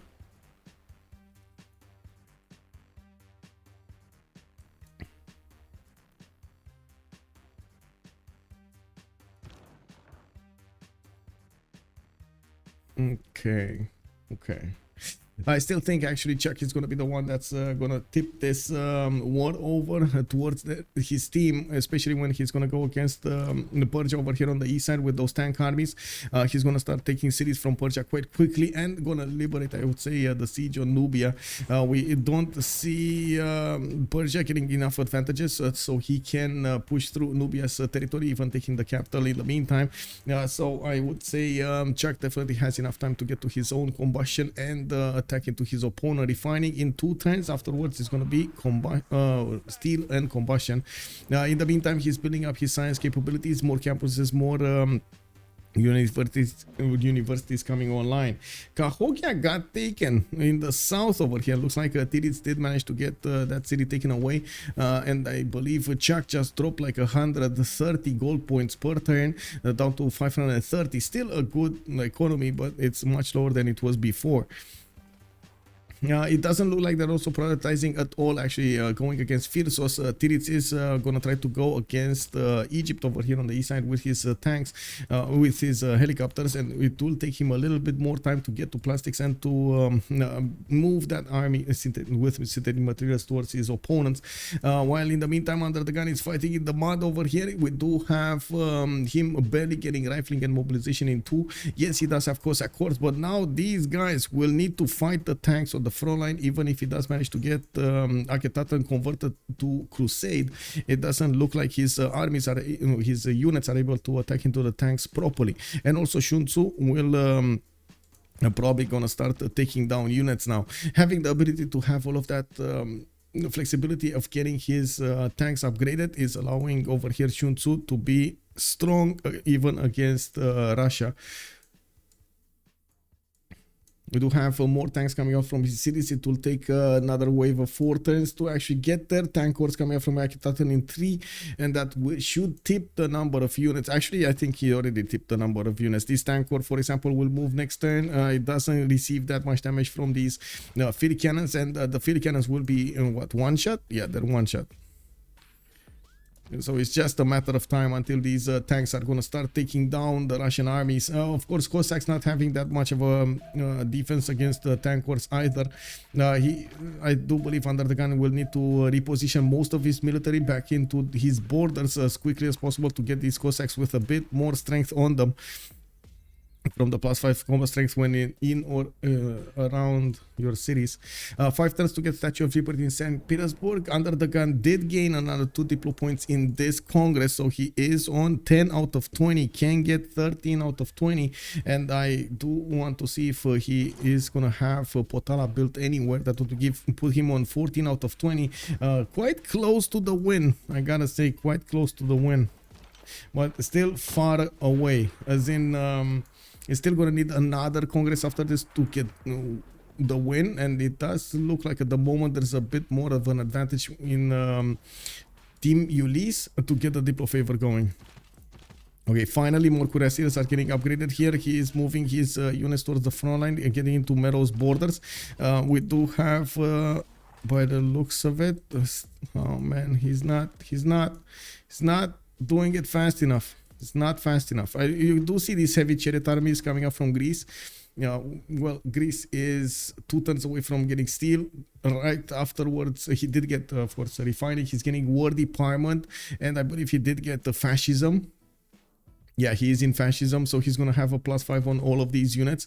Extremely strong already. This cuirassier army is 98 strength against Persia. You gotta remember also Greece, Gorgo especially does get that +1 combat damage from each policy slot he has in his empire. Would be quite important to get Alhambra also for an extra +1. Sorry, +1 per each military policy. Did I say +5? Oh my god, I wanted to say +5. So in fascism he's gonna have 4, right? So he needs Alhambra to get 5. That's what I meant. I'm sorry if I Misspoke there. Oh, somebody put Alhambra down. Where is it? Where is it? Oh, Potala Palace did get built. Okay, so Potala Palace is out of the question over here. Is anybody building Alhambra somewhere? I'm pretty sure somebody's trying to deny it. I don't know where. I don't know who. But we're gonna find it. 410 statue, and I do see 810 statue. So it does look like Russia is probably gonna win that. Multiple commercials coming around here. No Alhambra that I can see. Maybe Gallic territory. No Alhambra. Spain.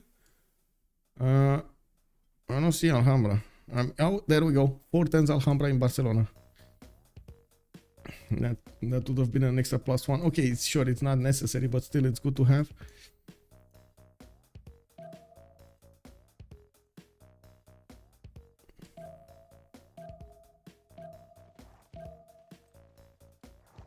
Okay. I mean, Persia's cuirassier corps are taking a beating over here, even from the Cavs.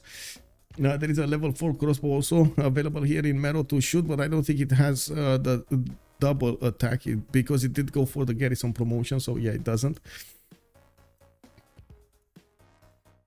More knights coming around from Shah and Nuri. I do also notice Astikos is 2 turns away from getting ballistics, 1 turn away from getting nationalism also. It's pretty good, pretty good.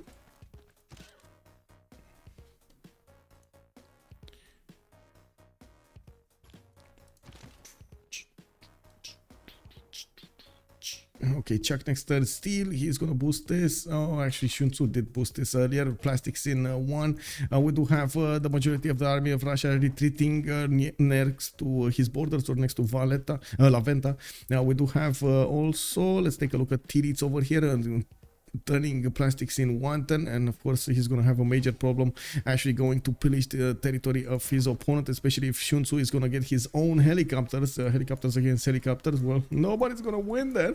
Maybe this time around actually the +3 of Spain might actually make a difference over here. We'll see.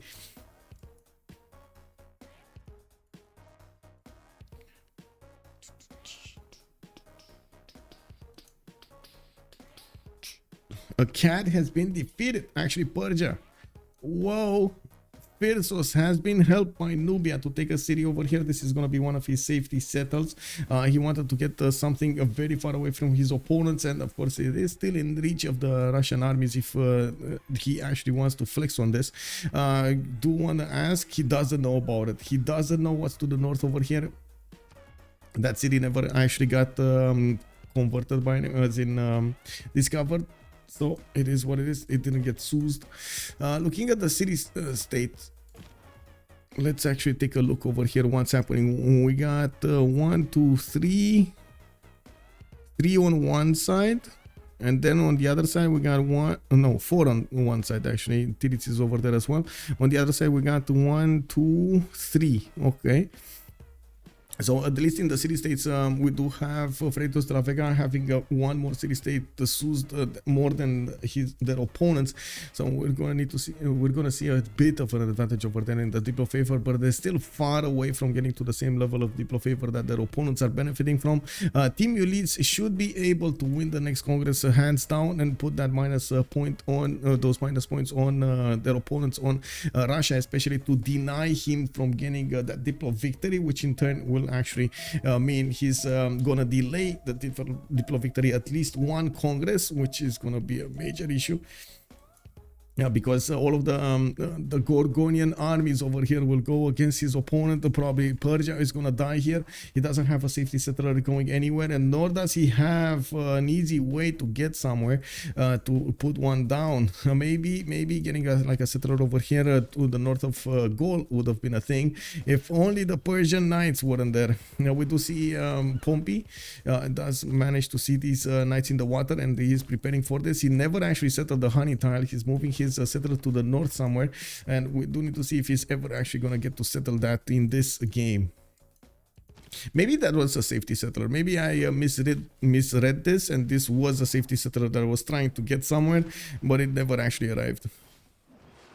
Well, we got new cuirassiers coming up from Hamatan and Mashhad. Looks like Pompi is getting pushed back from Meadow.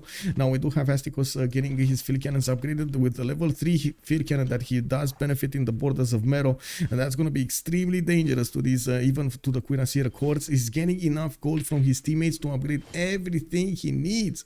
And in that actually aspect, we do have Titiits on 2200 gold. And looking at his tech side, he's 3 turns away from getting synthetic materials, while Sun-Tzu is 5 turns away. We're gonna see these helicopters get upgraded, and by the time they get into the cities of Egypt, well, they're gonna face helicopters of his own. Now, looking at what's going on here, Chuck did manage to build 1, 2, 3, 4, 5 of these armies, and I do see 6 actually coming up with another cuirassier armies, following this up with Cav armies, so he can upgrade his helicopters to have faster movement against his opponents, a much more flexible unit to attack there. Il Reaper, what did you miss? Well, first of all, Russia got pushed back. Tanks got upgraded over here on Egypt. Persia is not managing to defend his borders anymore, and by the looks of it, the city of Akkad has been gifted to him by Nubia. Well, gifted to him as in he helped him out, take it over with the levied units from Kabul.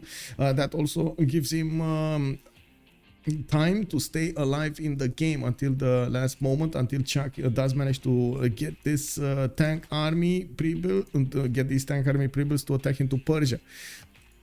I do want to point out Persia shouldn't be that far away from getting his steel walls, but still it's not going to be fast enough. Chuck is 1 turn away from combustion, and he is going to have enough gold to upgrade everything he needs here, already with fascism, already with all of those bonuses on his side. He also has a level 2 spy. Yeah, he also has a level 2 spy in Hamatana, while I don't see any spy from Persia in the cities of Greece, of Gorgo. Yeah, there's no spy here. There's also a race going on for Statue of Liberty, which I'm pretty sure is going to finish in Russia's territory. I'm just saying it's a race because both of them are building it, but yeah, Russia's just going to be fast on the buttons there.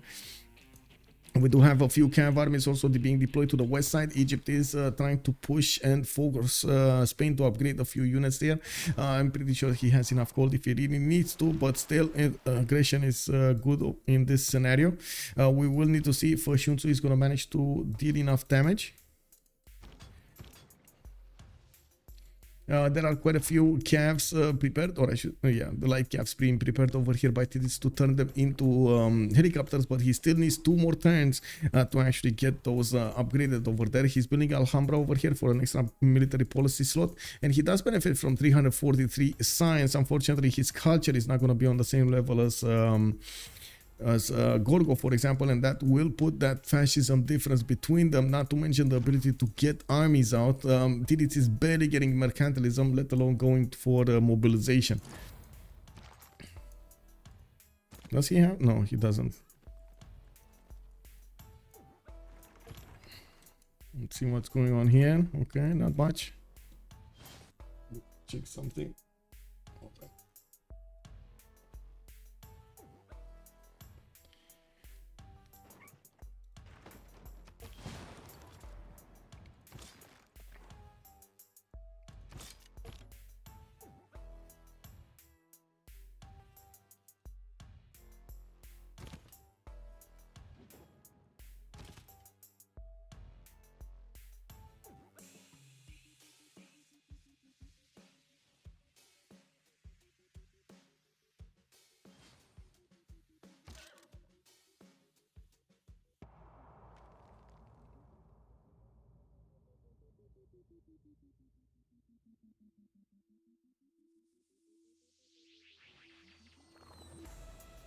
Okay, Russian attack did fizzle down. He does have mobilization here. We do have Egypt with a few more tank corps coming up to the north end, building cav corps for his upcoming helicopters. So we will need to see if Titiits is going to do anything here, because there are quite a few units from Egypt just waiting over there to see if there's anything coming against him on the coast. There have been quite a few embarkment and disembarkment attacks going out throughout the game, so I'm pretty sure they are wary of this. We do also have Chuck managing to get 9 out of of 98 tourists, very far away from actually getting a victory condition, but still he's on 161 tourism. I'm pretty sure domination is going to be more on the table than that culture victory, especially if for example an ally of Freritos de la Vega, Pompi, is going to go down. That will be quite a problem. Mostly because of the fact that they're going to lose a military alliance and a person to vote in the World Congress, taking away that option of actually pushing that victory condition of a Diplo through. This is the tanks. These are the tanks. Let's go. We got military engineers still needing to put quite a few roads over there on the eastern borders. It does look like the Persian army is being pushed back by these Nubian cuirassiers, and that was, you see how that wasn't enough time. Like they did not have enough gold. The gold was the problem. We do have actually Nubia starting to get in with quite a few calves. The tables have turned. He's going to try to take Vilnius as well, getting if he does manage to liberate that city, they're going to get 100 Diplo favor easy peasy, and of course they can take it out afterwards. We do have Astikos also getting these field cannons to defend his borders. Now 2 turns for an encampment training project by the looks of it in the Great People screen. Astikos, where is he? 40 great general points. The turns have tabled. Kick. Yeah, well, now we do see Hariva actually seeing the tanks of Greece show up on his borders. He knows this is coming about there. He's trying to get a cuirassier. You can see the damage is just overwhelming the tank armies with fascism, with the plus 6 intel on opponents' movements and everything on them. Do manage to do 122 damage against the cuirassier 72. This is without a general, by the way. Alhambra being, well, trying to be built here in Sparta, not gonna finish. It's one turn here in Barcelona. Then it looks like, of course, Statue of Liberty didn't get built either. A bit of a bummer, but it is what it is. Now, let's see in the screen. Do we have Greece? Oh, he needs a lot of points to get Dandara. I guess Dandara would be more important than getting Alhambra, so maybe do encampment training project. Okay. Campus research projects. Who did manage to get Newton, by the way? I know we saw them fight for it, but I don't know exactly who got it. Oh, it was Gorgo who got it, and then Khaldun was picked up by Spain. The happy scientist. Well, okay, let's see what's going on here. The Ironclad still not doing that much. Getting attacked by Trebuchet. Cahokia taken down. Titiits is getting pushed by these tanks, and yes, he is gonna get his helicopters next turn. Those should be strong enough to to push back these tanks, or at least defend against them. I'm not so sure he's gonna be strong enough to push through the line of units that Greece has coming around. We do have a lot of cav armies coming over here, and Chuck is, oh no, he's moving away to scientific theory. He wants to build more. That might be a problem. He needs to go through plastics, and he needs to go to synthetic materials, so he gets these cav armies done. Oh well, we'll see the first attacks on Haraiva, and you're gonna see how much damage they do against the walls of Haraiva, which are at the moment only ancient. We do have Pompi one turn away from getting rifling.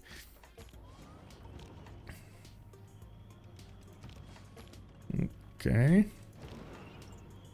Boom boom. Big boom boom. You see he's not attacking before, I do want to point this out, before he gets all of the units in the backline next to them, so he can actually get all of the bonuses there. We do have Vilnius being put under siege in the north. Astikosian armies are going against Vilnius here, and by the looks of it, the Cav courts are slowly taking down the walls, and needs to be careful to take down the walls before steel. And of course, we do need to see if Pompi is going to manage to get that technology. He is on 108 science, 52 culture, and by the looks of it, he's still on rifling. We do have helicopters coming around here, and the helicopter corps can actually deal with the tank armies of Egypt. It's just a matter of time and positioning. They do have, I think, a problem against Chuck's, against Chuck's units. Chuck did manage to get a level 2-3 spy in Valladolid, getting that listening post mission and getting the +6 over Spain. So Chuck is going to be the one that is going to deal the damage against both Spain and Persia at the same time, leaving only Russia and the other, Spain and, Persia. leaving only Gaul and Russia not affected, which I gotta say, Gaul at the moment being pushed so hard by Phyrsos from the beginning of the game, did not have enough time to recover, doesn't have a lot of city space to actually get taller cities, and he's barely getting his population up to place other districts here. He's on 132 science with 81 culture, and the difference between him and Chuck, for example, is massive, almost 4,000 points of science between them, not to mention the culture is just 3 times more on Chuck. That's just some Gorgonian power over here. We do have also enough production on the cities of Greece that he is going to return these tank armies out from them, and he does need to get that general going. I'm actually quite surprised we don't see him trying to get them faster. 30 points does mean he's going to get it in like 6 turns or 7 turns actually, but I would have loved to see at least 1 or 2 projects coming around to make it faster, especially after he starts taking cities from Persia. Could just teleport that one over here and synchronize everything done, but I guess it's fine, you know, it's fine. It's fine, guys, it's fine.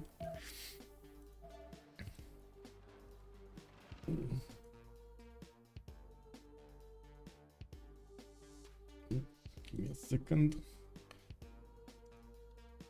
Okay, there we go. Okay, more science coming around from the Chuck, 424 science, 354 culture. By the looks of it, Raiva is gonna fall this time. There is a possibility for those 2 tanks to take it down, and yeah, there we go, getting boom boom, and we do need to see how fast he's gonna go towards, one-shotting that Kurasir, and getting to Basha, not getting walls. The capital city of Pompi is gonna fall before he's gonna get steel walls. He's probably gonna lose Vilnius as well in the meantime, and we do need to see if Astikos is gonna try to go against those walls with his calves, and yes, he is gonna try to go against the walls with the calves, trying to do as much damage as he can as quickly as possible. On the western side, we do have one single Greek tank army that is holding on to these helicopters. We do see the cav armies of Greece are also able to withstand the damage of the oh my god, man, these helicopters die attacking into cavs. How is that? Oh my, okay, sure, you know, it happens, man, it happens. There is this also Pillage squad, a Greek squad coming up from the west of Abydos, from the Spanish territory, trying to get into the lands of Egypt, trying to poke around those units and see if he can actually do some damage there. Bit of a problem, a bit of a problem. We do have helicopters coming out here. Madrid, I do see encampment in A Coruña, a workshop in Barcelona and Cordoba getting workshops. He's trying to get more production up, trying to go to the top 3. Maybe he is gonna try to get his industrialization going. I don't think that's gonna happen that easily. We do have actually piking shots doing more damage against line infantry. So Phyrsos, as you can see, is quite in a bit of a pickle here. Even his field cannons are not actually doing enough damage against the piking shots of his opponent of Ulhas, and we do have quite a few units coming up from Ulhas trying to put the pressure on his opponent. Maybe, you know, take 1 player down. That's not gonna be helped though. I don't think they actually noticed the city of Akkad did get taken over, and that's the safety settler of Phyrsos. He doesn't really care if Ulhas attacks into him with all of his might and power.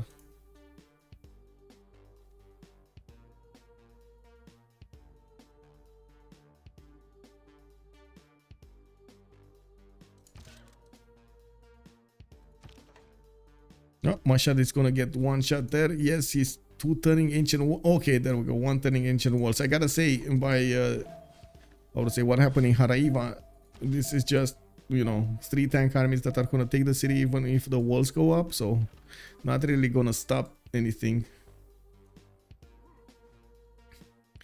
It's getting delayed also in science. I do see wait, oh yeah, 4 turn steel.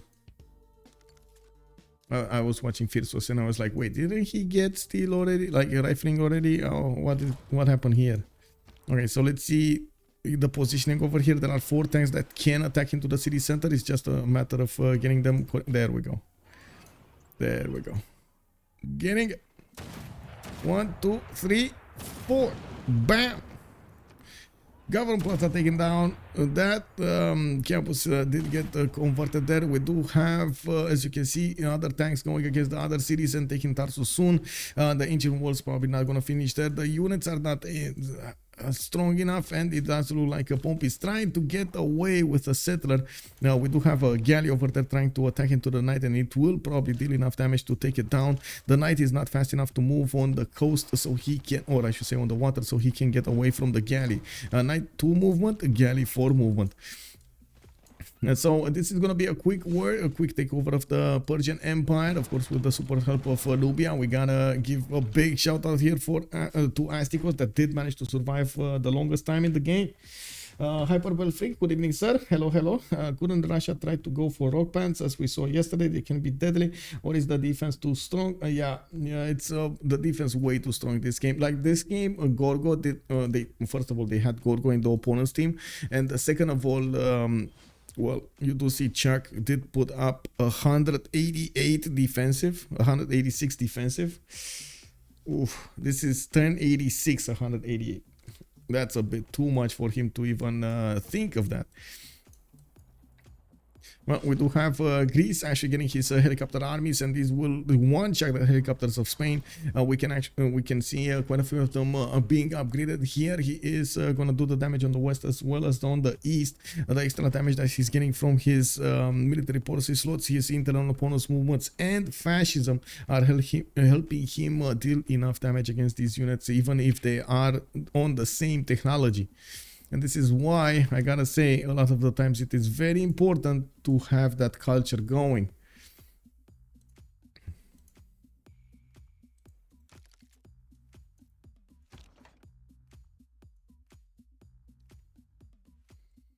I think UnderTheGun did the best possible play he could. Yeah, I mean, yeah, he tried. I mean, there wasn't much that he could have done. And honestly, I'm a bit surprised we don't see a quick GG over here. I'm pretty sure when they're gonna lose Pompi, it's gonna be a problem. Big problem over here. I don't know who's gonna lose the military alliance, but somebody will. And I guess even if it's Gaul, even if it's Russia, it's still gonna be a problem. Okay, looks like Greece is stabilizing these cities. Tarsus might actually be taken by Nubia. No problems there. No, actually is Chuck gonna keep it. He's gonna need to go through Halikarnassus, Hamatana, and Vilnius to the north. Vilnius is the one that is actually gonna be taken by Astikos. He does have multiple units around with enough damage to take that city down. And I think it's this turn actually.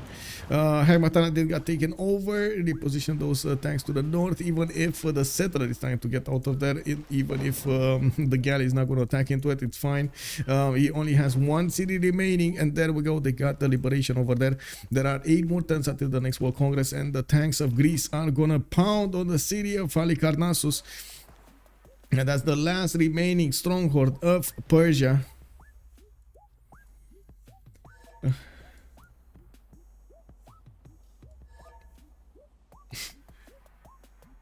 Well,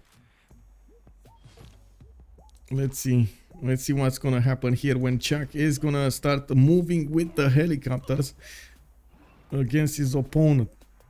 Oh, well, that's one tank down. Oh, that's one helicopter down. Oh, I gotta say, by the way, Chuck, whenever he's killing a unit, he's also getting some extra culture going. And look at his helicopters come against Titiits. Titiits! Yeah, great teamwork indeed. Great teamwork. 43 culture from taking down a unit. Easy peasy.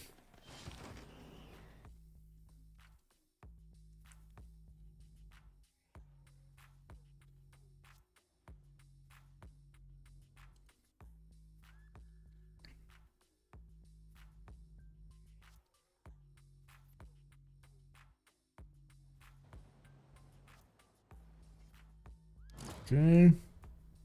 Oh, Chuck just put down Hermitage. I mean, sure, why not? Apadana coming up in 2 turns. Wasn't Apadana trying to be built here? Oh my god, in Atuatuca, he never actually finished it. They did try to get it for a golden age, but it was disturbed. And yeah, there we go. GG, we got a tie. Freritos de la Vega versus Ulyss. tied 1-1 in this best of 3 cities. Ulyss managed to push this win through on Pangea standard bridges. We're gonna need to see what's gonna happen in the tiebreaker. We're gonna need to see them play in just a few days, and oh my god, we're gonna need to see if we're gonna have such an amazing game in the last one. That unbelievable what they did this time. Very nice, very nice. We're gonna also, I do have to point out, we're in the CivFR Squadrons, we're in the Francophone community. We're gonna go in to their channels, and we're gonna hear quite a bit of how to say French talk, because of course Francophone players. There is a French streamer also in the game, and they will want to answer a lot of questions for him, and of course if we do get any kind of translation, it would be awesome. Thank you. At the same time, I do hope you guys enjoyed the show, and we're gonna still be here in just a few moments. Let me see where they're gathering. I'm still waiting for them to gather somewhere.